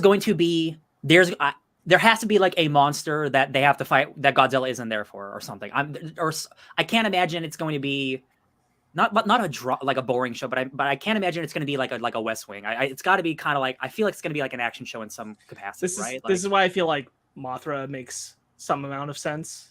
Of course, this being that show, this means this is pre King of the Monsters. yeah. Oh, it's a prequel. I feel like there can be some amount of them studying. This is why I don't think they'll introduce Batra. There can be some amount of them studying Mothra's Cocoon influence, culture, all that stuff. You can retroactively. I feel like Mothra is a clear. You can get some implication of why Mothra and Monarch are so tied to each other. That's a good point. Yeah, I'm very interested. Ooh, man, that was a good Easter egg. Sorry. This they talked about like how this is set in the aftermath of what happened in the 2014 Godzilla movie. It's the Battle of the Titans in San Francisco. It's dealing with the aftermath of that. It's maybe I think we heard it's bridging between King of the Monsters and the first film. And Godzilla is in it. But how much can you put that giant CGI monstrosity on a TV budget? Like, we don't know yet. Yeah. Right. So yeah, They should bring back Zhang-Ji. yes, she should. For it, so she can play the twins. Absolutely. Man, yeah, I'm so bummed they didn't do that. I'm so bummed they didn't come back. I like that idea a whole lot from King of the Monsters. This is it. This is gonna happen here. I believe it. I mean, Yeah. there was no room for them in Kong, but like there is room for Replace them one here. of the characters. I don't need Millie Bobby There was Brown, a whole honestly. side story I didn't need. The human characters didn't matter, so it's good that they weren't there. that is a fair point. I mean, You know what? I mean, honestly, because we know there's so much Monarch stuff that got cut from Godzilla vs Kong, they might have been in the movie and were just cut. Could have. All right, We'll see. guys, want to talk about some really funny Avatar: The Way of the Water news? Yeah. Ben, I'm so excited for this. Okay, Ben, did you know that Sigourney Weaver was in Avatar: The Way of the Water? but She is returning from her. She's returning to the cast of Avatar after dying in the first film. Tell the audience what happens to that character in the first Avatar movie. yeah, she dies. Okay, Yeah. just making sure we're all okay. Cool. Yeah, the transfer between her and the tree and her Avatar body didn't work. She died beforehand. I need to be honest. I assumed she was going to be in this sequel.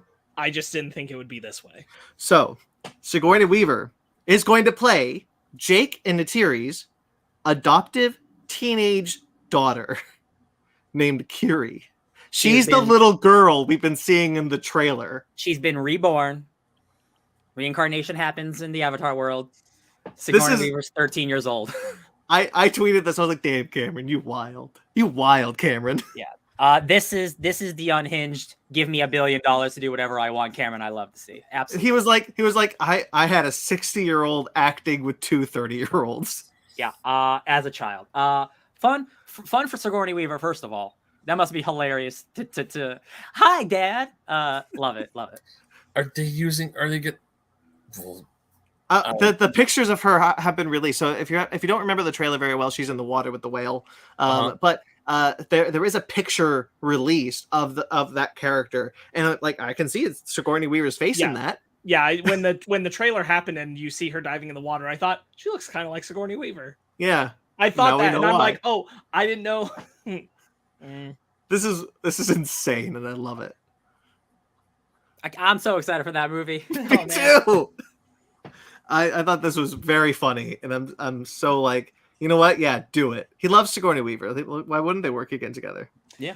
I have to be honest. Like, this is no knock on the film. Like, if her voice sounds too old for the character, That'd be will really take funny. me out of the movie. Oh, I'm not worried about that. Yeah. They're gonna do the pitch. They're gonna do the voice recorder, James Earl Jones or whatever. Oh, maybe he's the one who created the re-speecher. Yeah. Like for real, like he's the one. Like what if Yeah. what if he did that because he was making Avatar and they were like, yeah, now Disney has this. Disney. Yeah, it is Disney. Yeah. Man, it's gonna sound like a 13-year-old Sigourney Weaver. Wow. Technology is crazy. So you didn't hear that, Ben? Nope. That's very funny. No, he's not as online as we are, unfortunately. Anyway, I'm excited. Or fortunately. I'm excited. Bring it to me. Quickly, some film release dates. Dune was pushed. Dune 2, was pushed from October 20th, 2023 to November 17th, 2023. Not that bad. Starts filming tomorrow. It does indeed. And speaking of the MonsterVerse not ending, I'm still mad at Netflix Geek for only showing us a footprint and for that damn Skull Island show. But the MonsterVerse is continuing. We've been hearing rumors and pretty much confirmations that a new movie was coming. But Toho themselves, Legendary themselves, said yes, the fifth MonsterVerse movie set after Godzilla vs. Kong, probably has Godzilla and Kong, will be released on March 15th, 2024. Ooh, they better start filming soon then. Yep. It's a lot of special effects. But that's exciting. I'm glad that we finally have the official, like, we're still going. We know what's going on TV. Now we know what's going on the big film. Big screen. Mech, King Ghidorah. That's the one with Dan Stevens, yeah. Yes, this is the one we've been hearing with Dan Stevens. Adam Wingard is coming back as the director. Oh yeah. This is also rumored to be like the son of Godzilla, or the son of Kong, or something. So there's been a lot of rumors about this swirling around a bit, to the point that people thought it was just going to be a Kong movie. But now we know for a fact that Godzilla is in it. MonsterVerse. Nice. So we'll probably have like maybe a dual narrative again of the Hollow Earth, and because Kong is the protector of the Hollow Earth now. Honestly, you could just do 2 movies. I'm good. Okay, guys. This was from last week, and I apologize for not putting it on because I wanted to talk about John Williams is retiring again. He already did. But he, after Indiana Jones 5, he says, yeah, I'm done. I'm not going to make any more film scores. What a lot of people missed in their reports of this was that he also said that Harrison Ford is retiring, which was so interesting to me that it was so passed by. John Williams said that he believes that Harrison Ford is retiring after Indiana Jones 5. And so he was like, why not me too? So he is also going to do it. Well, they're both old as shit. So John Williams just turned 90. Yeah. That is true. The fact that he's still going on is surprising. So like, take a break, bro. I'll believe it when I see it. Yeah, and also like people reporting other people's news. I'm like, I'd rather hear Harrison Ford say it than probably an offhanded comment he made to you. Like, man, I'm tired of acting. You know, Harrison Ford has a couple of things coming up, but they do line up after to like end before Indiana Jones 5. So I could see him being like, you know what, I'm gonna go out like this. I like Indiana Jones 5. There's no point in going again. We'll see how much. The next time he needs to repair a plane, he'll be in another movie. the next month, plane crash. Harrison Ford to star in next movie. Call of the Wild 2. Steven, I need a plane. Yeah. Anyway, cool. Both of those guys, their legacy is incredible. I love pretty much everything. Take a break. You guys are multi-millionaires. You're fine. Did you ever see Morning Glory? With No. I don't watch old people movies, Brandon. No, it's Doctor Strange, Christine. Rachel McAdams and Patrick Wilson. Morning Glory? I don't remember. It's very funny. Harrison Ford is in it. He's incredible. Super funny in that movie. Which one of us watches Ruby? Ben. Okay, Ben, this is for you, buddy. Ruby is getting a movie. Oh. Warner Brothers Animation is developing a movie with Rooster Teeth to do a Ruby Justice League crossover feature-length film. Oh, they're doing the Justice League crossover. Okay. Set within the crossover comic book series universe, but set after. Oh, okay. I haven't finished reading the book yet, but because honestly, it's kind of... The animation is going to be handled by the team who handles the animation for the show. Okay. They'll just have a bigger budget to work with. It's going to look totally fine.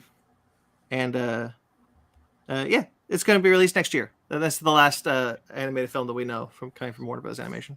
Okay, I mean, makes sense. Warner Brothers does own Rooster Teeth now, so they would want to put that up. So, okay. I mean, I'm to be perfectly honest, I'm probably not gonna watch it. I fell off that book pretty hard. I still have a few issues to go, but they're on the bottom of my stack now. You know what that means. So I mean, okay. I was hoping that if they were going to do anything, they would do more original Ruby stuff, but guess not, or at least not yet. Maybe I gotta make money. Yeah. But still kind of cool that like they're doing well enough to get a movie. they are. That is cool. I'm not denying that it's cool. It's just it's not really the thing I was hoping that they would do first. Of course. Thor: Love and Thunder. Christian Bale was on an interview thing, and he was talking about how apparently Jeff Goldblum and Peter Dinklage were cut from the film. They were in the movie and then cut. And we know from a different report that Lena Headey was also in the film, but she was cut. And we know this because she's being sued by her former managers for being cut from a bunch of films and not being able to pay them. That's a lot of high profile actors not to be in a movie. They're probably at least the first two were probably small cameos that were easy to cut for time or whatever. I'm curious about Lena Headey because she got paid a lot of money. Maybe that's because she's a high profile person, but like I think perhaps I think perhaps maybe they cut out an entire god. Possibly, I was gonna say she was probably playing another god. Yeah. Mm-hmm. Yeah. I would have loved to have seen that, honestly, if that is true. I mean, I love Jeff Goldblum in Thor Ragnarok, so I was kind of hoping he'd find a way in this movie too. Yeah. But you know what? If you don't have the time for it, then no. The no point. original cut of Thor: Love and Thunder was 4 hours long, and he cut that to 2, and he called it batshit. So I don't. Yeah. I wonder if there weren't some like probably really fun things. Maybe we'll get to see as the lead scenes or something. Maybe some fun things that. Maybe he cut too much. Who knows? But I'm probably not. Probably he made a good choice. It's crazy that the 4-hour batshit cut. Like I would love to see that, but it's crazy that he was able to cut that to 2. Sorry, like he cut that. That's half a movie at that point. Nuts. I mean that's why it like makes sense, right? That in those 2 hours, Lena Headey would have been a character. Yeah. And you just an entire once you make a decision, like you just start stripping things out. Yeah. And Natalie Portman also said like entire planets were cut out of the movie. Like so much was cut. So I'm sure it was probably the right decision. It is a bummer to hear like there might have been some stuff that I hope I was talking to Ryan about this. I just hope that Gore feels similar on the scale of the threat that he is in the comics. Yeah. I said like the chief thing is that I don't want the impression that Gore just started. And so like I feel like there was stuff clearly in the script that would have been like these other things we would have gotten to see, like these other kernels and corners of the MCU I would love to see. So losing that is kind of sad. I do want that explored more, but ultimately I want a good film. So yeah, same. And I have more faith in these kind of cuts than I did with Alan Taylor, because when Alan Taylor cut so much from Thor: The Dark World, he cut out Malekith's entire arc.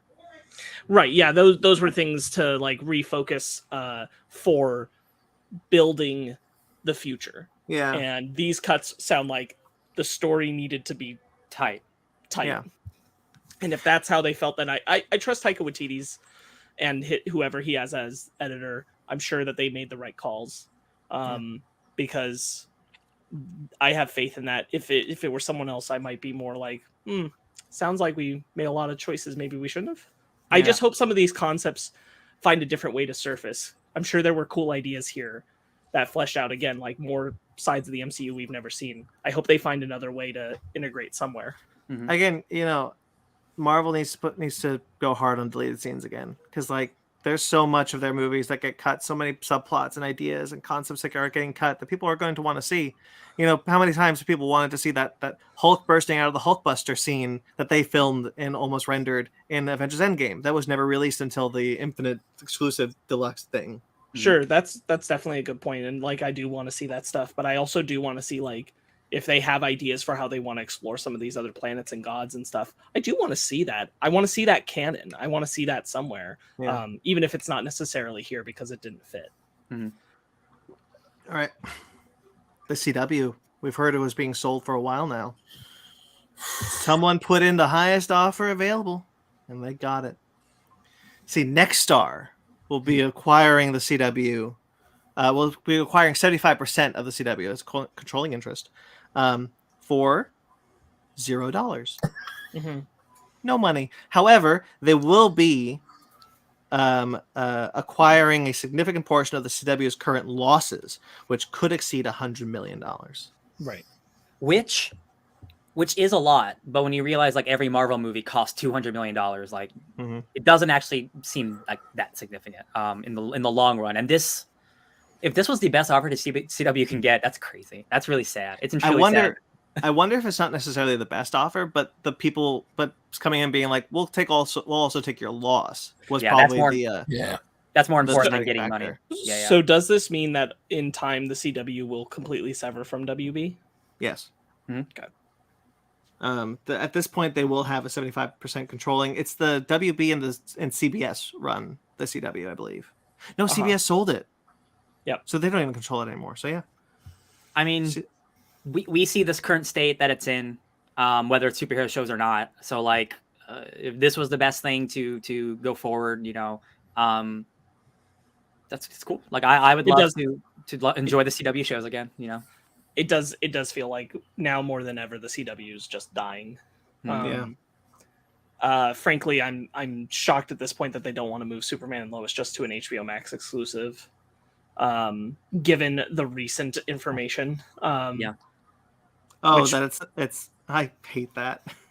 Yeah, we should. It's news that came out this week. Superman. Yeah, go ahead. The Flash is now the only Arrowverse show left. That happened over this last week because Superman and Lois is officially not part of the Arrowverse. Which also doesn't make sense for the last time Diggle showed up on that show. Oh, don't even it doesn't make sense with anything. So Superman and Lois not being set in that universe, that's what we wanted. We wanted that show. Didn't the universes merge anyway? Like Supergirl's. No, but this is merged? a different. This is Supergirl's. Go ahead. I've watched the Arrowverse shows, and I'll tell you what happened here, which is that yes, Crisis on Infinite Earths implied Superman now had two sons. Things had changed. The Earths had merged, and so everyone assumed that when we started Superman and Lois, this was us seeing that happening. Turns out, no. These are just all of the same actors, even down to Lois's father and sister from the Arrowverse, but it's a different world, which sucks because in season 1, Diggle has a whole arc I've talked about, where he went on from each show and he was going through the arc of weighing his consideration for being Green Lantern, and Superman and Lois was part of that arc, but apparently it isn't. It was an alternate universe Diggle. Who happened to be doing the same thing. Who happened to be doing the same thing. Oh, boy. So there's that. I told Ryan this, and I do want to say it, because what this really bums me out about is that this is a disservice to Supergirl in hindsight. Mm-hmm. Supergirl's finale did not involve Superman because they didn't know what they were doing with Superman and Lois. Otherwise, Tyler Hoechlin would have appeared in it. So it's just a bummer because they don't get that like moment, the send off of those characters together, because they didn't know what they were doing at the time. I don't really have a problem with Superman and Lois not being part of the Arrowverse. What I have a problem with is that it took till the end of season 2 for them to say it. They should have just said it from the beginning. Yeah. It took them that long to figure it out. Yeah, it's fine. Know. It's fine if they start the show and say, this is not the same. And if we just started at that point and said that, I'd be like, great. Good to know. Cool. I mean, that show's great. That show's great. It's just really a bummer that like they did that. Also, there was also news that they talked about like Diggle by the end of the Flash season 9 is being seen as the end, but it has not been officially canceled. And Diggle is going to resolve the Green Lantern plot line at the end of that season. Yeah, mm-hmm. By not becoming a Green Lantern. It's pretty much. I feel like it's pretty much a shoo-in now that they've made this decision that like the Flash ends with the next season, and that's the end of the Arrowverse. It's done. Yeah, that Justice U. What is that? Justice U? Justice U. Not happening. No, man. It is such a bummer that it's going to end. The Arrowverse is going to end with a whimper. Yep. Just a fart. Just a fart, because the Flash is not in great season right now. Apparently, there's some amount of the pandemic. We've talked about it. The pandemic really hurt them because they could not follow up on what they wanted to out of Crisis. Because of the pandemic, and that just like derailed all their plans. And then certainly at the time when they were ending Crisis, they did not know that they were going to end Supergirl at the time. Melissa Benoist had not gotten pregnant until a little later and then decided she was done. So like there are all these factors, but it does in hindsight make it feel like probably should have just ended at Crisis, and that should have been the end. Would have been like the big final thing and be done. They also I always said it's a bummer that they're not going to end with a big event. Like they're not going to bring back everyone, and they could still for like the last episode have like scenes or whatever, but they're not going to do like a major thing. goodbye. Don't get me wrong. Like I feel like the Legends stuff we got after that was worth it, and the Supergirl show finale that we got after that was still worth having. There's things I wanted those characters to wrap up on. Black Lightning needed to finish its run. I didn't want any of those things cut short for Crisis. It is a shame that this is where we've gotten to, where it's like it's just going to fizzle out, and on frankly the weakest of the shows at this point, because Batwoman and Legends and Supergirl were all stronger shows than the Flash at this point. Yeah, and we're going out on the Flash, and Superman and Lois will still be there, and that's a good show, but it's not connected now.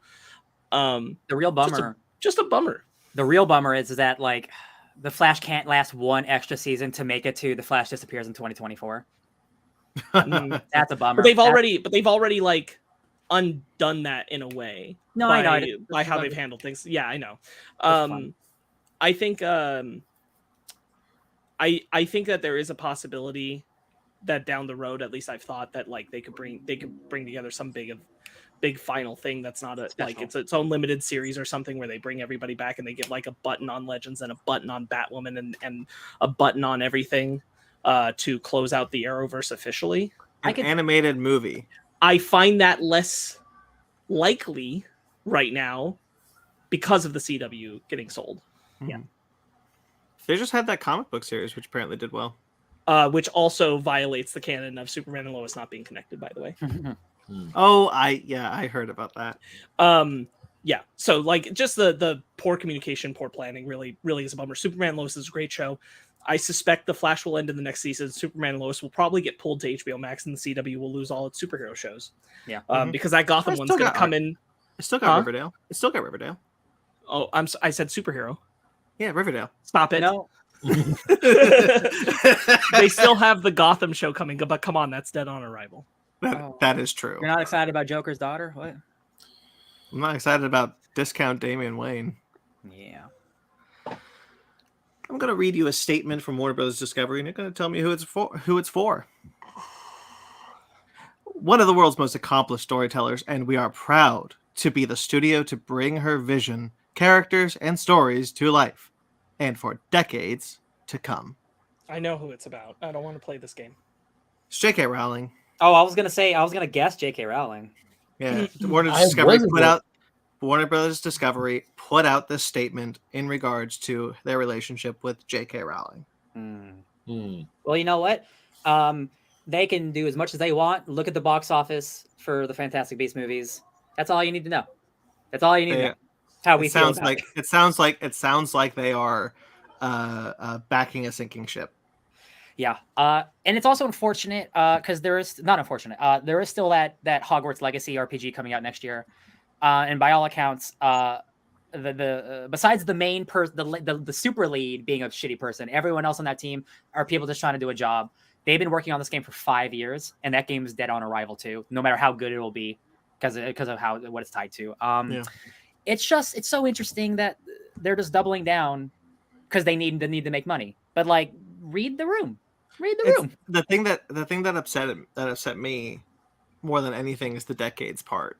Mm-hmm. It's like we're so committed to keeping our relationship with J.K. Rowling, and it's like, you know what, that movie Crimes, if you want it out, if Discovery came into Warner Brothers, Crimes of Dumbledore, whatever the hell that movie is called, does poorly, that's Discovery's best out to be like, hey, sorry, JK, we need to make back some money, and we're not doing this with you.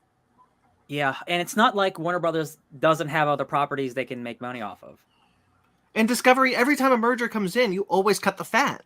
You always cut the fat to try to make back your profits the best way, the quickest way possible. Yeah. And if your big major tentpole Harry Potter movie failed at the box office, why do you decide to double down? What scares me is because they want those HBO Max Hogwarts shows. Yeah. What scares me is like we will Mm-hmm. get a prequel show about Hogwarts. It takes place whenever it takes place. My real fear is that like they are going to in 5-10 years they will make another Harry Potter movie with the original cast coming back, giving them They're all gonna do $100 Cursed zillion. Child. They're gonna do Cursed Child. Yeah, 100%. And that movie will make $1 billion because it is the original cast, and that is like The Force Awakens, bring everything back. And that is where the cultural cachet of Harry Potter, enough time will pass. Like, oh, if people like Harry Potter again, like I see that trajectory in my mind, and I hate it. But again, it's a $1 billion franchise where enough people do like it. Where if you go back to the thing you really like, they'll pay for it. The thing about the Cursed Child thing is like I've always thought they would do that. I do kind of wonder if maybe Emma Watson would be the one to be like, you know what, no, because she is far more active. I was literally about to bring that up, and also Daniel Radcliffe. I think if Rowling goes far enough, because Radcliffe has already started to distance himself, from her belief system. I'm like, it wouldn't shock me if we get far enough down the line that they're like, people will care more about if I condone this than if I don't. Yeah. And how much they care about it. So it would not surprise me that those two might not give in to money. They've never cared about it before. Yeah. So they might not get what they want. Yeah. It That's could why also be Daniel Radcliffe's able to do whatever he wants. Yeah. It could also potentially like they could just recast too, because they're all going to be older. Like you could just get famous people who don't care. Like I think that's very likely. Yeah. I just kind of look at like, you know, J.K. Rowling is not going to double down. Is not going to stop. So like, if you want to do Harry Potter, honestly, figure out a way to get it away from her. Do the George Lucas. Like someone's got to pay her. It's awful to say, but someone's got to give her a lot more money so we can get away from her. That's the only thing we can do is George Lucas it. So you're right. Sorry, she'll never let it go. Yeah. She had a unprecedented deal before, like frankly, very rare for authors to have this kind of deal. Frankly, if we didn't like, if it wasn't a situation where we didn't like her, we wouldn't want her to do that. Yeah, we'd rather that it stayed within her control. Generally, we prefer creators not doing that.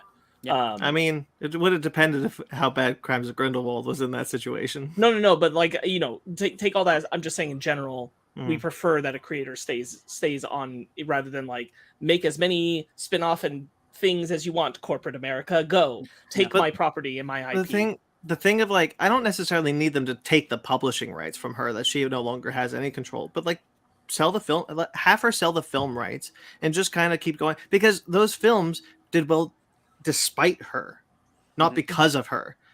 She was a producer on those films and she was a consulting on those films, but at the end of the day, she didn't write those films. Yeah. You know, it's funny that every movie she has written is way worse than any movie she didn't write. And she's the creator of the franchise.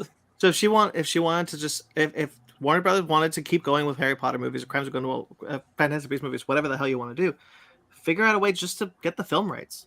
Yeah. Let her keep everything else. She holds the power. She's not going to let it go. Nope. Yeah. Let it go. Trailers. T-Talk. Trigun Stampede. Lots of teasers this week for us, our friends. Oh, yeah. Who here's watched Trigun?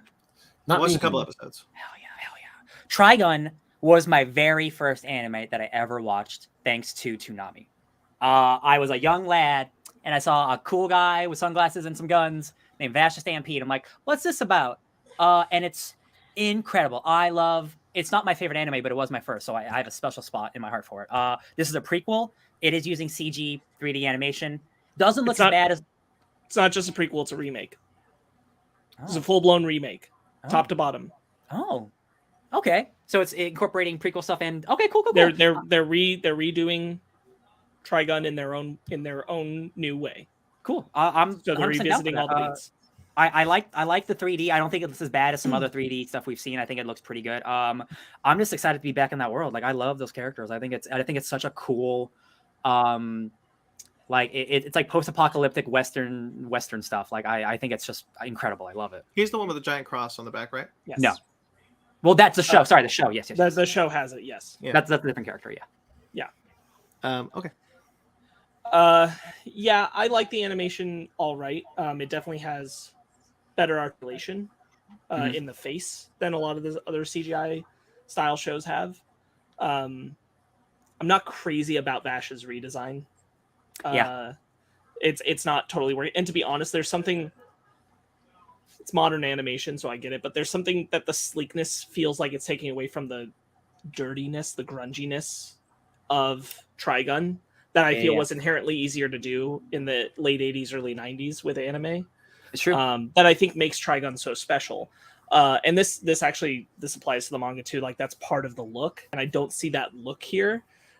It's a remake. It's a reimagining of Trigun, so I'm not being too particular about that. It could be good. I'm open minded, but like I like the dirty Western grunge look of Trigun. Very like comparable to something like Serenity, Firefly, like that kind of or even like we're talking like the aesthetic of how worn the Frontier looks in the original Star Wars trilogy, and then how crisp and shiny the prequels look, and that's kind of the comparison you can see here. And aesthetically, that's not the way I prefer to see Trigun. Yeah, I agree. I'm just happy it's back, so I'm gonna for sure. Yeah, I'm not hard out on it, but I am like not the style I necessarily would have wanted to see Trigun in. I'd rather see something that maintained, I think, a little more of the aesthetic, but moved like the Lupin the Third film. Oh yeah. But this could be cool. I might watch that again too. Flintstones Lupin the Third, the first. What a double feature. Yeah, just as Mag said, open to the story but not ready for the style, especially Vash's redesign, since it's been a while from a Trigun IP since Badlands. Yeah, exactly. I think Vash's redesign is the thing I'm rubbing up against probably the worst. Is he's a little too. Who's the main character of Devil May Cry? He's a little too much Dante. Yeah, he's a little too much Dante for me compared to like his original look. Yeah, his original look is iconic. It's so cool. Yeah, such a cool dude. God. Okay, Primal Season 2. So this was kind of hard to find because it's a leak trailer. It's not. It's just not on YouTube. Okay. It's weird, right? I was trying to find this thing on YouTube, and I could not find an official one. I was like, are we sure this trailer came out? I didn't watch the first season, so it's more dinosaur stuff. Looks cool. Yeah. I love that show. That show's awesome. Animation still looks great. I know we all are fans of Tartakovsky's animation. His line work in this show is great. There's a lot of really cool, like this, the zombie brachiosaur from the first season isn't the trailers. Would be like, remember the first season? That's cool. I really like that. But there's a lot of really awesome shots in this one. Like there's this giant demon creature. So they're going like harder into like the fantasy of it all this season. I'm so stoked. That show rules. Sparks, you haven't watched this one yet? No, I still have to watch the first season, so I don't really have a lot to say about it other than what's already been said. Yeah. Hope you watch it soon. That'll be fun. I have such a list. Oh, yeah. I get you. Okay. Battle of the Super Sons. Yeah. Yeah. How do we feel I'm about stoked. this one? I'm stoked about this one. I like I like it. I'm glad that they're making it. I most of the time like the animation. There's a couple of frames here that are little characters in the distance don't look so good to me. I was kind of I looked at the animation, like I'm stoked. I love the Super Sons. Hell yeah, I'm super stoked for this. But the animation for me, I was like, I guess you probably want to experiment with animation styles right now. Maybe you want to get this out quicker than other things. But like, your 2D animation is already looking cheap. Like, did you really want to try to on that budget do a 3D animation? Maybe you should have just kept this one 2D. I mean, it's looking better than other 3D animations that are out there. It looks better than Trigun. So, yeah, that's true. I agree. Like it's got its appeal. I question the decision to go this route right now compared to like what they've been doing with the other ones that look pretty good. Yeah. I'm not wholly against it. Again, like it is only a few frames in this stand out to me as like definitely characters that are far away. There's something off about the design when they're in motion or talking. But I'm happy that this is being made. Me too. We got a good looking. I like Oliver Queen's design. We got Bart. Bart's there for some reason. I love the animation look of Starro coming out of the mouths and onto the face. That's very, very good. feels very it feels like it's like a Secret Invasion-esque story where like Starro's been implanted in a bunch of people, they don't know about it, and then they get unleashed upon the world. It's so great that like the Super Sons gets to exist even after it's been done for a while. Even though I know there's like miniseries and stuff, but like the core, like the Gleason stuff, is like it feels apparent here, and I'm like, oh, thank God! Like they're Damien and John rule. They're so good together. Yeah. Yeah, I'm glad they. I find it funny that this one decided not to be part of the main universe, although it makes sense because they're so new in that one. But yeah, still really excited for this. Ben, how you feeling? You like this, Mr. Sleeping Man? The animation looks good, and also the whole Starro thing freaked me out because I really hate how it's like a blah. I mean, it looks good. What was that noise you did? Blah. Yeah. All right. Yeah. Cool stuff. Paper Girls. We got a first look at Paper Girls. Yeah, I'm the only person who's read this. I read only the first 3 issues, and then I stopped before it was revealed what it was, and I really regret that. I read the first volume. I wish they wouldn't give away like immediately what it's about, but like I get it to get the hook in. It is a time travel story. This is a direct inspiration from Stranger Things. Like there's no like Brian K. Vaughan, like there's no denying it. Like he wanted to make a girl version of Stranger Things. But it's much not bigger in scope. It's a different type of big scope with time travel and evil corporations and cool stuff. But I love that book. I think it's so fun. This has been in development for such a long time. Chris Cantwell, writer of Iron Man, Doctor Doom. Doctor Doom, thank you, of course. And he's done other TV stuff, but he was working on it, and then he had to back off of it, which made me sad. But like, we only got a 40-second teaser, so like, it looks like that show. There's not a lot. There's not a lot to dive in here. Yeah, it's like kids from the '80s go to the future and they see their older self, and it's like this is real. And what's really cool about the comic is, there is a lot of like real corporations tied to it. Like Apple is a big part of the plot.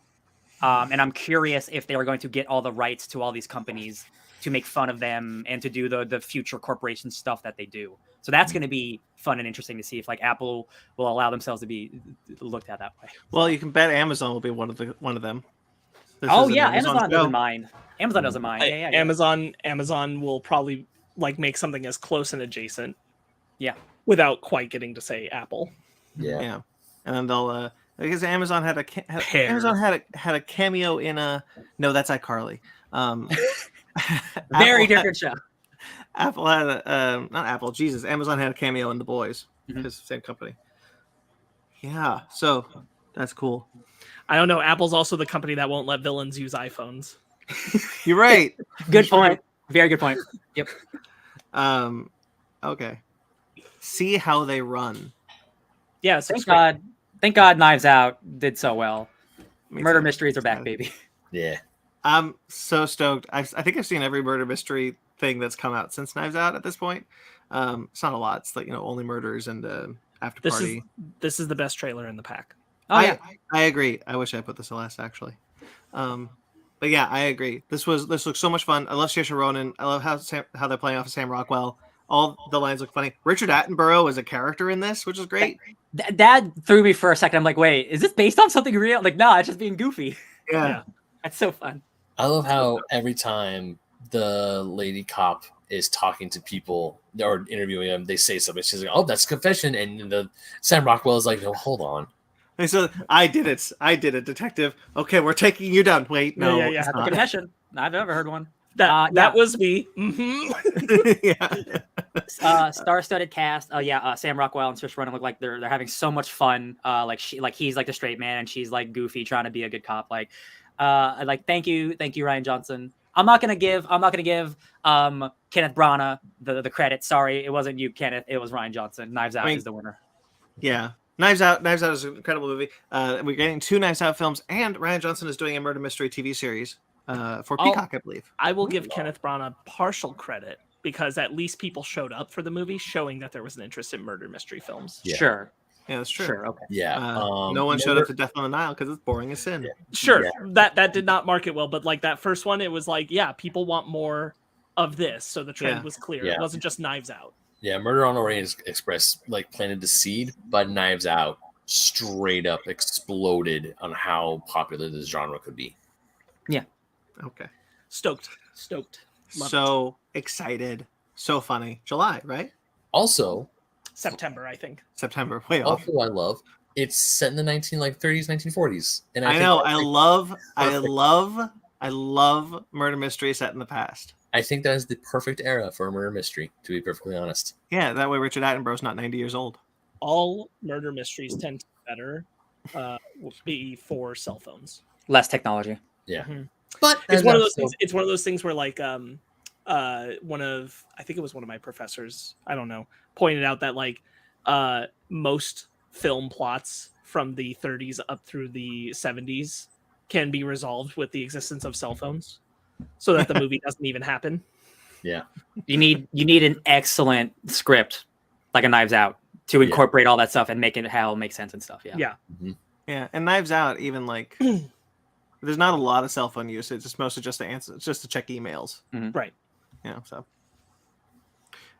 Hocus Pocus 2. Oh yeah. so I am it's a teaser trailer. It's fine. Yeah, It's, hey, they're coming back. I freaked out when I saw this was like, because this has been in development or talked since the dawn of time. And they're all coming back, and like I love Hocus Pocus. It's so fun. So like I have no reason to have any negative thoughts on this teaser or anything. Yeah. Me neither. I kind of like what they're going. Once it's a teaser, there's not a whole lot to go on, but I like how in the trailer you get the two like girls in the woods, like practicing magic, and then you hear the Sanderson sisters chanting, and I think that's really cool. That's a really neat way to bring them back. No, what I actually really liked about this was that you don't often see this happen, and even in the first film, it's like the Sanderson sisters are the only witches, right? Mm-hmm. I like the idea of introducing new young witches. Mm-hmm. Mm-hmm. I think that's a good direction to go. Yeah. There's a small sneaky moment in this trailer that I thought is very intriguing, which is the book. We see the book again, but if you notice, the book is shaking itself on a shelf full of copies. Mm-hmm. And I wonder if someone has just copied the book and is selling it as paraphernalia, and the real book happens to be there now. Oh yeah. So I think someone's trying to like market off of the success of the Sanderson sisters. I wonder who might run that shop. I wonder Who? Maybe someone from the first movie.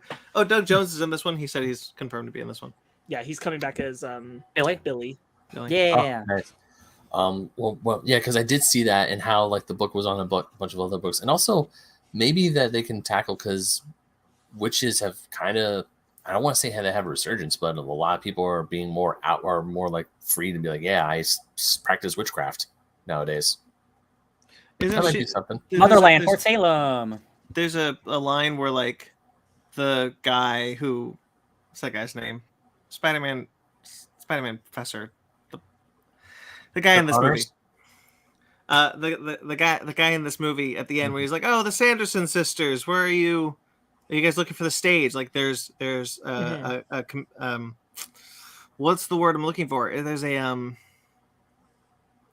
like they have a presence in the city. They're being marketed as like part of the pop culture of that city now. Mm-hmm. That's what I was looking for. Like historical, like mascots. Mascot. Yeah. And also just seeing the three of them in their costumes again. All three look great. Mm-hmm. It's like I'm excited. One of the only roles I really like Sarah Jessica Parker in. Mm-hmm. Yeah, that's true. Yeah, I had a huge crush on her back in the day. I used to get her confused with Leslie Mann from George of the Jungle. That's fair. I think at a certain point in time that makes sense. Mm-hmm. Which one? Back then. Not so much now. Ben's or me? You, Brandon. Oh, I see. Okay. I think nowadays they look quite different, but like back then I get it. Yeah.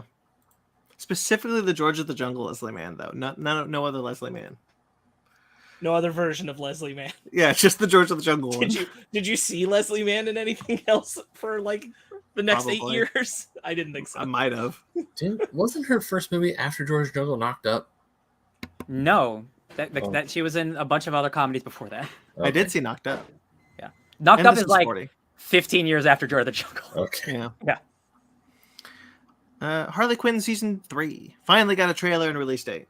Ooh, they reference Eat, Bang, Kill Tor, which is a comic book that came out, which is really cool. I have to pee really bad because I drank 2 Red Bulls, but I am so stoked for this to come out. I love that show. It's probably the best DC animated show next to the Batman animated series. I think it's exceptional. Love the character stuff. Cannot wait for this, and it's coming soon. Yeah, end of the month. Batman is going down on Catwoman, and Catwoman is not impressed. Right. Love that joke. Keep bringing that joke around, guys. James Gunn is in it. James Good Gunn. stuff. Mm-hmm. Yeah. I'm excited for this season more than any other season of the show because of I really appreciate that they finally some adaptation of Harley Quinn finally went hard on the Poison Ivy Harley Quinn relationship. So this was the one I was most excited for now to see them as a couple. Sure. And we are never getting this in the comic. They've proven that they're for whatever reason not going to do this in the comic. This is also the reason why I'm excited for the James Gunn potential of doing a Harley Quinn Poison Ivy movie. Sure. So like I'm really stoked for this. No, this looks like more crazy, awesome Harley Quinn shenanigans that I've gotten used to for the first 2 seasons, and I'm looking forward to it. And it's been so long. It's so nice to know it's coming back. Yeah, it's taken some time, but now it's finally here. Yeah, It's because those first 2 seasons were dropped too close to each other. Yeah. It's true. But they were done.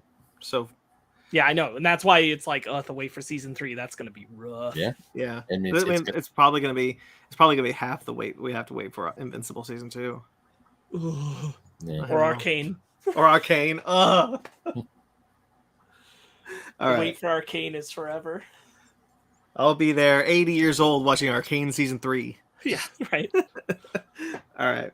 While he's doing that, should we go on our book club or do we want to not book club? Shoot, what's it called? He's back anyway. Book club, Let's book club do the main time. topic. Book club time.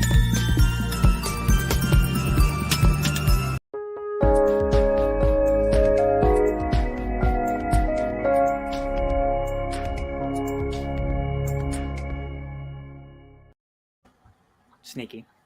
That was an accident. Uh-huh. Was I it? did not mean to do that. Yeah. And By the time it started, I was like, well, I can't fix this. I've doomed us all.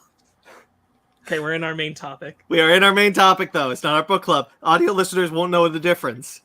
Yeah. Everybody else, this is our main topic. The Princess, 20th Century Fox, Hulu, new film, The Princess, starring Joey King. Full spoilers. If you haven't heard of this, full spoilers. Check it out beforehand or whatever. Not a lot to spoil. Not much to spoil, I don't think. So, yeah, if you're interested, keep watching. If not, no, sorry. I would assume most people probably haven't heard of this movie. It was a movie we brought up as a trailer a couple weeks ago. Mhm. Low budget action movie. What do you guys think about The Princess? I quite enjoyed it. It's short, simple. It's a good time. No, I have no issues with it. It just kind of exists. Ben? I feel a lot the same with Brandon. I really like how it's a story where it's a princess. You know, you see a princess, she's locked in the tower, she's chained up. You're like, oh, the princess got to come save her. And then, like in the first 10 minutes, she is kicking ass and taking names right off the bat. And I'm like, and part of me is like, oh, this is a very refreshing change of pace. And also, it's a very when I say this is not a detriment. It's very simple. Yeah. And I really like that because I don't need this grand lore. I don't need this grand backstory. There's like a few things I was kind of curious as to, like with Julius, the antagonist. I kind of want to know a little bit more about him. But at the same time, I still got everything I really needed. So I say this is still a fun, like you don't have anything else to watch, pop this on. You're going to have a good time. Right. Yeah, I agree. I think it's an exceptional action movie. I was really impressed with Joey King doing almost all of her own stunts, and you can tell. Is the producer, one of the John Wick guys, the guys who created John Wick, Derek Kolstad. So it very much in a John Wick fashion. You know, it's not extremely complicated, but the action's very good. The story, I'm not going to say it's lacking, but it is there. They're not trying to do a lot with it. Dominic Cooper as the villain is totally fine. I've seen him be this character better in other movies. If the action wasn't so good, I wouldn't be so hot on it. So it overall lands on I think it's a good action movie, but if you're not coming it for the action, you're not going to get anything out of it. Yeah. Sparks? Yeah, I'd overall agree with that. I think it's kind of a one-trick pony. Yeah, I think I'll agree with that one. I think that the action wasn't as good as it is because I do think it's shot well, it's choreographed well. Joey King is doing them well. Um, if the action scenes were lacking, this would be a far lesser film. But it goes in knowing that what we want to do is have a tower defense kind of reverse action movie, and we want action every 10 minutes. Mhm. And I think ultimately it succeeds in doing that, and therefore for me it just kind of exists. But it's a good. You don't feel like you've wasted an hour and a half watching this. Yeah, I definitely like. I don't think I'll ever watch this again, but I absolutely enjoyed my time watching it. Yeah, being like 90 minutes was so great. If this had an extra 30 minutes of story, I would have probably turned it off. But like the action, like again, every 10 minutes, there's a really good action scene. Like Joey King is like, I think I kind of want more people to watch this just to see like how good Joey King as a stunt performer is. Like she's really kicking ass in this movie, and it is again like 90% of the time you know it's her because you could see her, and like she's having real ass fist fights and real ass sword fights, and I'm like the action. Again, for being in one location, this is a hella low budget movie. The action's really, really good. I like Lynn. I like her, her mentor. Like that story of like, oh, a princess can't fight. I want to be a knight. We've seen that kind of thing done before. They're not doing anything special with it, but all I can really say is like I really like the action, and everything else was there to service the action. I wish Lynn was in it more. Yeah. Honestly, I liked her character, and she created an interesting dynamic with Joey King, who's pretty much not really acting against anybody. Yeah. For a lot of the movie's runtime, she doesn't have a lot of dialogue, which is fine. It's not a detriment to it. But I thought if they had introduced Lynn a little earlier in the film, in the action, it would have given Joey King a little bit more to do than just be action. Yeah. Again, not necessarily detriment, just kind of something. Yeah, it's not so much a negative, just an absence. Yeah. Which I guess is a negative if you depends on how you look at it. Sparks? Yeah, I'll be more negative. I think that any time that an action scene isn't going on, I was bored. Yeah. Like I just was like there was nothing in the characters or the story that I found particularly interesting. Mm-hmm. And I regularly was checking my phone when it wasn't an action scene. Like I was like, nah. Oh, I was playing Mirrorverse this entire time. it didn't work for me. Like you can have this idea and like it's very good opening where like they think they've got the princess handled and she's like willing to break her thumb to get out of the. I think it starts strong to get out of the cuffs and everything, but that's like the hook is medieval princess who's able to fight and defend herself gets through this army, and then the rest of the movie is just that again and again and again laid out for you with no further depth to the character or context. And I needed the characters to have more going on. I needed there to be something else. The action's great. It is worth watching the action for sure. But like we can still have characters. We can still have something more on this bone than that. And I think it just relies on its action to be good entirely and doesn't flesh out anything else. There's a nugget of implication that Julius sees their kingdom as weak because it welcomes outsiders, which is basically racial coded because it specifically focuses on non-white characters that they have in their kingdom and that he doesn't. Yeah, that could have been a part of the story about like why they do that, what their different in belief systems are. There's just all kinds of spaces where you could have made these characters something more tangible, something more real, something interesting, and they just didn't do it. And especially with like her character at the center, her wanting to be a knight, like a discussion of like the weakness of the kingdom, not having knights. They do. I don't see them until the very last scene of the movie, but they apparently do have knights, but they suck. So like something more needed to be happening here than just the action for me. I was just every time it wasn't action, I was totally tuned out. Yeah, I won't disagree with that. I'm looking up what else these writers have done, and it's nothing. This is their first thing. The director for it has done a few kind of and it looks like a low budget B movie horrors. So it's a Vietnamese director. He's done mostly a lot of non-American stuff. Yeah, this is his first big like American movie. Yeah, so it's kind of like, it does feel like maybe they hired someone to, the Derek Kolstad. It does look like they hired someone to just kind of get a movie out.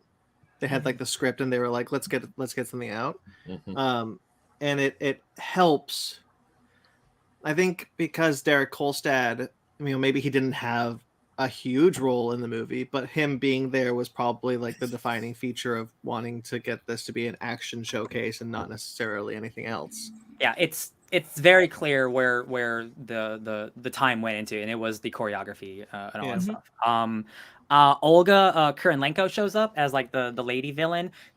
She was super hot in the early mid 2000s. She appeared in the first Hitman movie, and she appeared in not a Fast and Furious, or not a Mission Impossible. She showed up in one of these franchises, and Transporter? She's been kind of gone for a while, so like I just like seeing her. But again, I don't think her presence is very good in this movie. She is like her good whip. at the beat. Huh? I like her whip. Yeah, whips are cool. Whips are cool. Like, but she's kind of just a generic like, oh, you don't respect me because I'm a woman, I'm gonna kill you. I'm like, I have seen that before many times. And her character is just evil, I guess. Frankly, that was the thing, is like when we get to the third act of the film, and it's the fight that she has with her, and then the other characters are fighting Julius. I'm like, she is by far the more compelling villain as far as like a fight. Like how this ends with Julius instead. I'm like, Oh, sure. Like once it's down to Julius, I really didn't give a shit, because at that point, like, we knew how it was going to go. The action really wasn't a focal point anymore, and I was just, boy, did they work really hard to make his head look good when it came down, though. That's true. I'll respect them doing a puppet instead of like bad CG or something, though. Yeah, no, 100%. What's the girl's name? What's the girl's name who played the whip lady? The actress? Olga Kurylenko. She was Taskmaster Oh, that's right. in Black Widow. Taskmaster. Yep. Nope. I have gone from my memory. I'm sorry to bring that back. No, it's okay. PTSD happens. Yeah, wild. I didn't realize. Yeah. I was definitely more compelled to follow what Whip Lady was doing more than, essentially, because Julius, he looks like the standard, I'm an evil bad guy who's going to take over the kingdom because I see your kingdom is weak and I can do it because screw all y'all. Whereas with the Whip Lady, she's like, she is in love with the crazy dude, and he calls her his consort, and he just like despises the princess because like he should be with me. Instead, he's going with this lady. It's title only, that's it. But still, it's just like she wants them all for, I don't know. There could have been a little bit more, maybe. I don't know.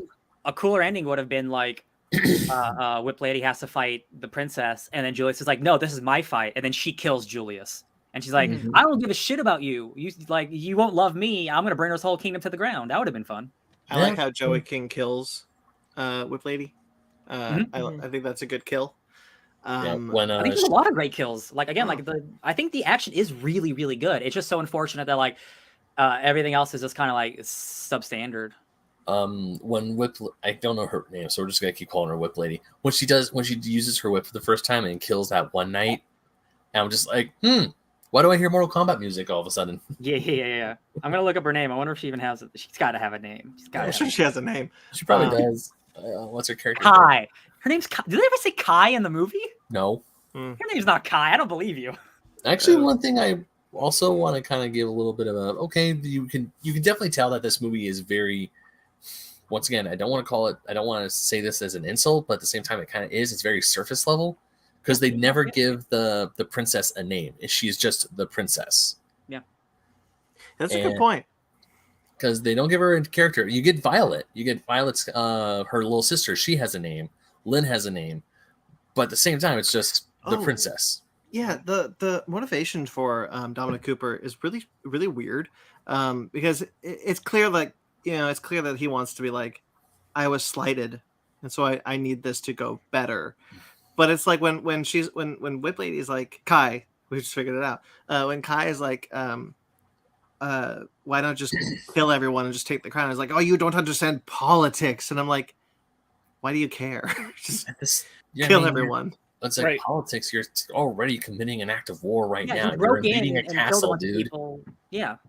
Like what you're doing right now is an act of war. That's what you could just like take over right now. That's kind of the thing when you get to the end where like it's just him. And I'm like, cool, you like stabbed the princess. There's like 40 people there. You're done. Like all your other people are dead. You could kill the princess. They're not going to respect you as king. They'll kill you. Like you're done. It's over. What's the point? Yeah. Let's just wait for the other Knights of the Vale to show up, and then it's like, 5 knights. We see how like 15 knights at the end of the movie with the blue banners. It's like, just wait for them to show up, and then they could just like 15 on 1. Okay, you dead. I think there are a lot of great fight scenes. The one where she goes through the wall and there's the Golden Knight who she thinks is not real. Pretty good. That was cool. I think that's a great fight. And like, what the one in the kitchen? The one in the kitchen is my favorite. Oh yeah, with her and Lynn. Yeah. I actually really like the guy she kicks in the balls and it doesn't do anything. Like the first dude she fights after she gets out of the bathroom. Oh yeah, big burly man. And takes the horn helmet and stabs it into his back. I thought that was one of my favorites personally. Yeah, definitely way gorier than I expected it to be. This movie, which was kind of fun. Like I think like the blood and splatter and stuff. That's also part of the thing is that like the story is so basic and the character's so basic that I'm like, this feels like this is for like a younger audience, but it's gory enough and they swear enough that I'm like, it's not. I can't show it to that younger audience that it would be like cool to see like a princess who can fight for herself. So it's like riding that line, but like then the audience that would normally watch this, they can handle more complex characters and more complex stuff going on emotionally, and it's just not there. Yeah. Well, it feels like it's not there because no one cared to put it in. And that's part of the problem is that like it's a great action piece for the action, but like it is one of those things where unfortunately you come to that idea of this is the girls get it done thing, and like there was no more, like there's no substance behind that. It's just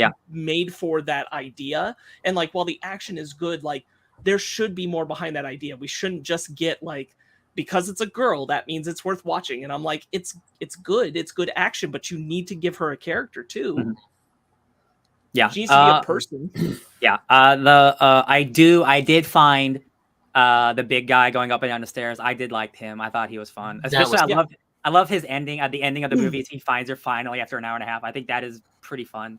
Yeah, I thought that was funny too. The bit when he walks right past her, just he's just looking down, doesn't see her at all. She's just like, okay. That's like this weird tone thing because like it's not bad, but like that's definitely like a younger audience kind of joke, kind of humor. And then again, like you're juxtaposed with the swearing and the gore, and I'm like, what audience was this aiming for? It feels like it was a PG-13 movie that got turned into an R-rated movie, but they didn't change the script. Yeah, I can't help but think of Ready or Not. We talked about it when we watched the trailer, and I'm like, Ready or Not, all the characters are so clear and fleshed out and interesting. And I wish that kind of thought was applied to the characters here, because I feel like you could have. And then I would like this movie a lot. Yeah. As it is, I'm just like, watch the action scenes. Watch a compilation of the action scenes. Yeah, like half the movie is boring, but then the other half's really good. I'm like, oh man, that's such a bummer. I kind of wanted to see, if there was one thing story-wise I want to see more of, I want to see like I want to see more of Julius, not maybe his descent into madness, but essentially like, okay, he was screwed at a wedding. All of a sudden he's like, no, I'm gonna take over the whole kingdom. Like maybe like show him, because at the beginning of the movie, his dad, the king, says your father was a diplomat. Maybe show some of those diplomatic meetings. Maybe he sees the princess for the first time. He's like, no, I want to be with this girl, and then but she's more like, no, I want, like. I don't know, just something. I think what you're talking about, Ben, is basically adding to this movie. Like, I perhaps not this much that you're implying, but could have this been a 215, 230? And I think that this script is the length of it is fine. You're using your time fine for an hour and a half, and I don't think making this one longer is the point. I think workshopping the bits between the fights would have helped. I think the flashbacks also work in this movie. I like how they do the flashbacks, and that's what cues you into to the setup of the story. And they come in good intervals that don't feel like they're rushing through. It's just when you need to know this bit, you learn this bit through a kind of like a hazy flashback that helps. Yeah. Like the the scene, and it allows us to get right into the action, which I appreciate. yeah, the scene with the flashback of like Lynn training her as a kid, and then the mom shows up like, don't do it in front of your dad. He would hate it. Like that's charming enough. But it's so few and far between. I'm just happy that every 10 minutes something was happening that was exciting. Like I think like the big fight when she's going up the stairs with like 10 dudes on each side of her. I think that's really fun. I think it's really great. She knocks the dude down like 10 stories. They both start laughing about it. I think that's a fun little moment. But again, like moments don't make a movie. And this is a movie just full of moments instead of it being cohesive. Yeah, I think punching up just the in-between bits. I needed like a script doctor for sure.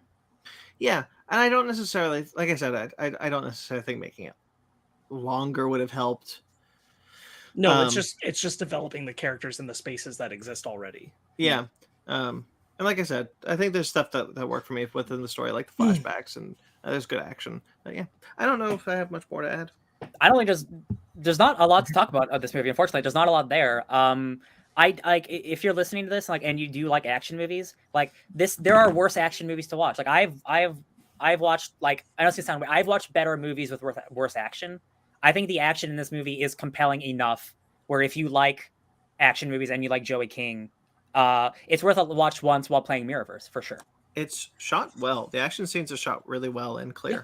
I could see all the action. Again, like every fight scene I think is well choreographed and shot. It's just everything in between. It's like, okay, let's speed it up. Yeah, definitely give the scene where she's going into and she fights the Golden Knight, who's like, she thinks it's just a regular suit of armor and it's not, a knight. That gave me is like, man, I want to play Elden Ring after this. I literally thought of an Elden Ring fight 100%. Yeah, so I would definitely say this is like a good movie to like maybe not have on the background, but definitely something where it's like, hey, I'm in a mood for a good action flick, and when the talking bits start happening, you can just like play Mirrorverse or go on your phone or whatever. Yeah. Then why don't you rate it, Ben? I give it a 7. I still like the action scenes. I really like the sword fighting. I love sword fights, and this guy gave me a lot of really good sword fights. Yeah. So it was fun for the sword fights. The story was there, and it's not a horrible story, and definitely a bit of a breath of fresh air where you open up on a princess, she's locked in a tower, but she's the one who gets herself out. So I will agree with a 7. I think it just passes. I would give it almost like a 6.9.999. Like the action is so good. It's just so unfortunate that everything surrounding it is bad. But like, again, if you really like action movies, like, medieval sword fighting movies, with a lady protagonist, like I think the action is well worth watching. So I would give it a solid pass as a 7. Never going to watch it again. Sparks. It's a 6. 6?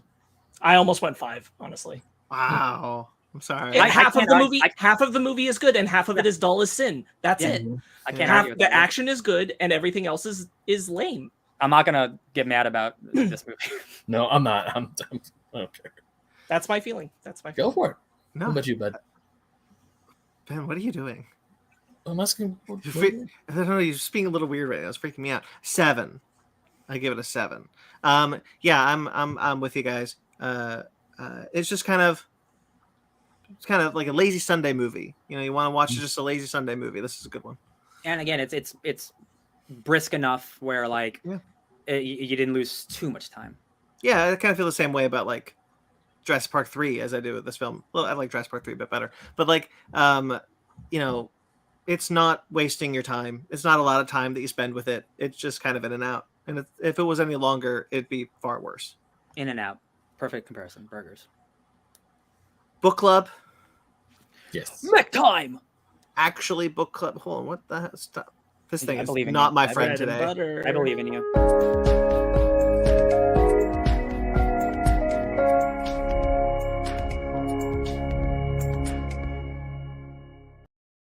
Here's your bread and butter. Don't do that. Babs. Wait, did I play the bread and butter one? No. Okay. My memory's not great right now, guys. My turn. I picked Avengers Mech Strike, written by Jed McKay. Jed McKay. Written by Jed McKay, Carlos Magno, Guru EFX for the color artist, and letterer VC's Corey Petit. Yeah. So this is Avengers, but with mechs. An attack of these kind of like robotic biomechanoid monsters, what they call them, are attacking. And so Iron Man's like, okay, now we all get mechs. There's your setup. What do you guys think? They're made of vibranium. That's the most important part. They're not just mechs. Yeah. They have to be made of vibranium so they don't get eaten. This is just a fantastic, breezy, fun book. Jed McKay is absolutely one of my favorite writers right now. He's done such incredible work with Moon Knight and Taskmaster and Spider-Man, Black Cat.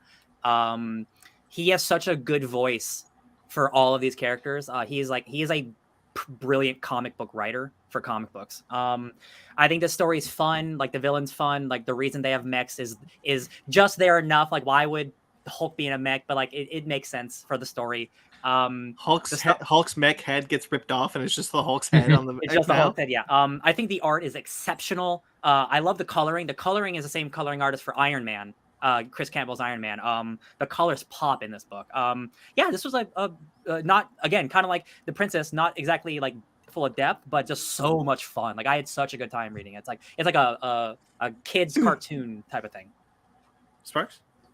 Yeah, I agree. I mean, like I was reading Avengers Mech Strike as it came out. Yeah, it's a fun little thing made to sell toys, which is cool. That's all fine. But like it's a fine story. I particularly like the banter written between Widow and Spider-Man. Yes, regularly. The Me Spider too. Squad is on it. Yeah. Widow to Avengers. That's not what we're called. Yeah. The whole page of her beholding the knives on Peter, just like she's a lot. She's like, do you play chess, Spider-Man? I'm more of a mousetrap kind of guy. And she's like, killing people is like chess. Can we please make this about mousetrap? Love it. Like, can you frame it in mousetrap terminology? Yeah. Ben? No, I had a blast with this. This book was exceptional. Well, to me, it was exceptional because it involves superheroes and giant robots. And you all know I love my giant robots. The mech designs I really, really enjoyed. I do see that this was just a way to sell toys. I don't care. I had fun with this, and also got me really scared that Black Panther died in the what was it, the second issue. Sorry, but I thought you were done. No. And then I really like Thanos' mech. I'm trying to figure out which one of these mechs. It's like Thor, Thanos, and Captain America are my favorite ones. Thanos doesn't have a mech in this. It's in the cover. Oh, is it really? And there's a toy. Yeah. The toy is out for his mech. Yeah. Oh, the toy from the new. That's from the new Mech Strike book series. That what's the guy who wrote Bad Things? Whatever. I forgot the guy's name. Cullen Bunn. He's not. That's not fair to call him. Yeah. He's better than that. I also echo a whole lot of the stuff about the art. The art is fantastic. It is gorgeous, Yeah. and I do love the Spider-Man banter with the when I was reading that, like the Spider Squad, and then like the scene we just talked about. It was hilarious. I thought it was funny. I had a dune buggy that drove up walls once. This is a step up from that. Mm-hmm. Yeah. Ryan, you have it in your background, but the splash page of the of all the mechs is awesome. And Ben, you brought it up, the idea that Black Panther dies, but becomes the Herald of Eternity. That doesn't go away at the end of this issue, so he is still the Herald of Eternity in this continuity. Oh, nice. I thought that was a really awesome concept. The final page, you can see Black Panther still has stars in his costume, implying that he is still the Herald. Yeah. So these crazy monsters appear out of nowhere. They can't stop them. So they got to make some vibranium mech suits so they can fight them. Turns out they're sent from the future by none other than Jonathan Majors himself. And King, and I just read this as Jonathan Majors because that's every time now I read a King comic, I'm just imagining it's him, and it works perfectly. He's so silly and threatening and dumb at the same time. I love King. He's disappointed in the Avengers. Like, you guys didn't figure this out quicker. I don't understand why. Yeah. There's a terrific moment where King is searching through time and he's like, "Where are you, cowards?" Yes. And it's like in the dinosaur age, in the Western age, in World War II, and then in the modern era. I am like every page is incredible. Like the art never flounders. It is a 10 all the time. Like it is, especially with the evil Avengers. I love the spooky monster Avengers look. Yeah, The got dinosaurs. like 8-armed Spider-Man. I love it. That's Yeah, dinosaurs are I really like fun. I like their look a lot. There's a line that I want to highlight real quickly. It's Tony has been Black Panther's dead in his mind. Avengers Mountain has been taken by Kang. At the at the second to last issue, he's like, we've lost the world, we've lost everything. And Natasha's like, shut up. She's like, get over yourself, Stark. Americans so used to the sun and breeze, easy living. You don't know what defeat is. This is very bad, yes, but we still live. I think that's pretty good. Black Widow's I really like how Black Widow is written in this. Just in general. really like Thanos' sentiment about sending the army to get killed. Mhm. Where he's just, their lives are meaningless. The galaxy is filled with bloodthirsty rabble just waiting for a powerful leader for whom to throw their lives away. It is a resource that will never run dry. Yeah. I got more Spider-Man. Like all the Avengers are sitting around the table with Thanos. And Spider-Man's like, maybe I'll just head on out, see if, I don't know, Electro needs to get punched in the face. Like, this is a lot. even before he was just like, my villains are like 6 to 8 feet tall generally. I'm not I don't know what I'm doing here. There's a lot of like tired of Spider-Man attitude from the team. Yeah, there really is. Kang shattered time. There was no longer BC. There was no longer AD. There was only Anno Kang. Like, that's so dramatic. I love it. The fact that even Thanos is the one that like saves them. Yeah. Is like, because Thanos came through time and it's before he met the Avengers and he's just like, you guys seem dumb and I probably hate you, but we need to stop this right now. And he's And like, then he eviscerated. he's like, he's aware that they know who he is, and he's like, don't tell me about my future. I'll figure it out. Don't worry. Oh, you're right. He gets eviscerated after the big Avengers Assemble page where Thanos is assembling with the Avengers. Damn. He's just That's Dead. the second time Thanos has been killed like that, because Doctor Doom does a similar thing in Secret Wars. Like, damn, Thanos ain't shit. Love it. This is basically the Marvel Studios is like, oh yeah, Kang is worse. Mm-hmm. Kang again. He can be as silly or as threatening, or both in this case at the same time. Which again, I think Jonathan Majors is such a good choice for. I love Kang's attitude. I love Kang's attitude of just like, I thought they'd attack by now. Disappointed. I wanted to kill them. This doesn't mean anything to me unless I kill them. Yeah. When Widow is like messing with Spider-Man, Cap's like, oh, for God's sake, please, Natasha, stop teasing Spider-Man. Like, that's such a good team. I love it. Yeah, Jen McKay has such a clear voice for all these characters. And I love that like he takes Black Widow back to her being kind of like a nasty lady. And I like that because she's a murdering assassin. Like, I like that. I really like the mech designs. I love the Hulk head in the mech. Captain America has a shield. Yeah, Tony's like, don't worry, I made this mech all specifically for your power set, so you can just be who you are. And I'm like, that's so dumb. I love it. Freaking like Thor just has a hammer for a hand. Big hammer. Well, yeah. Even like Spider-Man, but like even so, like they all have the same features also. And so like Spider-Man, so like Captain Marvel's like, you can fly, right? It's like, I guess I'm just used to being swung by giant villains. By flying villains. So this is comfortable. Yeah, this is a very fun, and even though like it's like a toy commercial, this is a good example of how you can have fun with this. Kind of like the Fortnite comic. Like you don't have to make it bad. You can put quality work into it still. I'm at the page, which is one of my favorite pages because it's just a conversation between Captain Marvel and Spider-Man, just like in the stratosphere, just wind blowing. Like the way I picture it is just like wind blowing, and he just hears like, this is weird, right? Like they don't normally do this, right? And they're just like they just consume, but this guy left. Are we about to see something? Just like casually they're talking about it. It's like, okay, well, I guess since it's not paying attention to us, we could just see what it does. Oh yeah, for sure. Am I going to regret this? I mean, probably. But you didn't have dinner plans. You don't know me. You don't know me.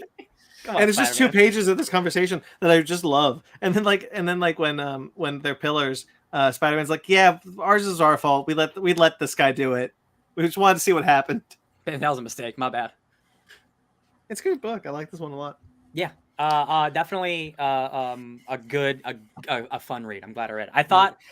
I didn't know if it was gonna turn into Evangelion and get like super weird, and it doesn't, which is fine. It could just be what it is. And I still had a tremendous time. Yeah. Anything else you guys want to add? Mechs are cool. Thanos dying is cool. Jonathan Majors rules. Should have made that a poem. Give me time. Sparks. Yeah. It's your book club next week. Yes, it is. Do you know what it will be? Why, yes, Brandon. I know what it will be. Sorry, I'm Sparks. matching your inflection. Sparks, will you tell us, please? It's the Harley Quinn animated series Eat, Kill, Bang tour. The Eat Came Bang tour is a different one. That's Stop a it. sequel. Obviously, I tripped up. I don't bully you when you do it. Eat, Kill, Bang tour. I only Eat, do Bang, it Kill when it's tour, gonna be whichever funny. it is. I only do it when it could be funny. I believe it's written by T. Franklin, who is a tremendous, lovely person on Twitter. Yeah, I have it. I think I have it somewhere. I'm pretty sure I bought it. Yeah, I had to pre-order because I was, again, much like I was talking about with the series, just really excited for someone to explore that level of relationship between Harley and Ivy. Actually, there's a terrific, if you guys want more Ivy Harley stuff from their inception in the Batman animated series to now, there's a great YouTube essay by a YouTuber named Lady Emily. It's a 30-minute entire saga about her, them being a queer person and how Harley and Ivy helped them explore it. It's a fantastic video. Check it That's out. cool. Yeah, so it is by T. Franklin, who is a Black, queer, disabled, autistic comic writer. So that's great. Yeah. All right, so stay tuned for that, as well as Thor: Love and Thunder. Unbelievably, the fourth Thor film has arrived finally. Couldn't call it the 4 though. The 4. Cowards. All right, so stay tuned for that. That'll be next week. This will probably be around our normal time. Ryan has just got a new job. Yep, I'm working exclusively nights and it's awful. So stay tuned for more early Fake Nerd podcast. Yeah. If you're watching this on YouTube, please like this video and please subscribe to this channel. You can check out all sorts of shows that we have, such as Fake Nerds Watch. There are plenty of Fake Nerds Watch episodes coming, such as Miss Marvel. There will be a Stranger Things. Now that part 2 is dropped, we will be recording that soon. Umbrella Academy is one coming soon, I'm sure. The Boys. The Boys. I haven't watched the latest episode yet. I need to catch up. I'm still quite a ways behind. And Star Trek Strange New Worlds will probably still go for the bit longer. One more episode. I'm not ready for it to be over. It's not. I'm very sad that it's ending. Like, I would have watched so many more episodes of this. Is it Yeah, just but one it's season? quality because it's just 10. That's true. Yes, It's it is only just one the one. It's just one season so far. The second season is filmed and will be coming probably next year. So it's not a one series only. You're getting more of it. Yeah, I'm getting more. Okay, then I thought it was a one season only. You just be patient. Yeah, we know that Lower Decks is next, but we don't know what the order for the next shows will be. So it just depends on how long they get in post. Although I think it's coming before Discovery this time because Discovery season 5 just started filming and everyone else is done. Bye, Meg. Goodbye, Meg. Thanks for hanging out. Always a pleasure. Thank you, sir. Okay. And you can check out other shows such as Basement Arcade and Basement Arcade Pause Menu. Basement Arcade Pause Menu has a new episode out now. Ben, what was it called again? It was game programming with Nick Blake. There it Or is. Game development with Nick Blake. There it is. And of course, you can also check out Fake Nerd Book Club and Animation Station. Check out all those links if you like this video and you subscribe to this channel. You could also support us financially if you'd like on our TeePublic or on our Patreon. Those are links below, or on our website at fakenerdpodcast.com. All those links that are down below are also on our website. So yeah, check that out. Thank you to everyone. Thank you to everyone who listens. Thank you to everyone who watches the rewind and watches the live show with us. We greatly appreciate all of your support. Thank you to Jeremy Vellucci for doing some cool stuff with us, like all the music you've heard tonight that I fumbled through. It's the thing's fault. It's not acting well today. That's my excuse. We greatly appreciate all of his help over the years on Instagram. You can find him on Instagram at Jeremy Vellucci Keyboards or his podcast Suburban Proctologist on iTunes, Facebook.com/Suburban Proctologist Official, or Instagram @SubProcPodcast. Thank you to Mike Matola, does our logos, a couple of logos, and some collaborations over the years. You can find him at Mike Matola on Instagram and TikTok. You can find us on Twitter, Instagram, and Facebook, all at Fake Nerd Podcast, fakenerdguys@gmail.com. If they'd like to get in touch with us personally, I'm at BT McClure on Instagram and Twitter. You can also check out my writings on Screen Rant, or my series of revisiting the Infinity Saga on Atomic Geekdom, or pieces that I put up and edit for kaijuramen.com. Ben? You can find me just realizing that I have 20 days until my trip to Europe at BenMagnet27 on Instagram, Twitter, and TikTok. You can also find me writing for Old School Gamer Magazine, Fusion Gaming Magazine, and GoNintendo.com. And also, you might find me streaming on Twitch tomorrow at twitch.tv/BenMagnet27, not at 2 o'clock in the morning, because I actually have a day off. Woo! Woo! Woo! Right. You can find me returning to a terrible sleep schedule at DJ Tony Snark 616. And Sparks. You can find me putting in a $5 bid to buy the CW at SparksWitty on Instagram and Twitter, SPARKZWitty. All right, guys. Subscribe to us on iTunes, Stitcher, Google Play, TuneIn, Spotify, iHeartRadio, Amazon Music and Podcast, and Pandora. Rate and review wherever you get us. Like this video. Subscribe to our channel. Until next time we see us, guys, stay fake nerds.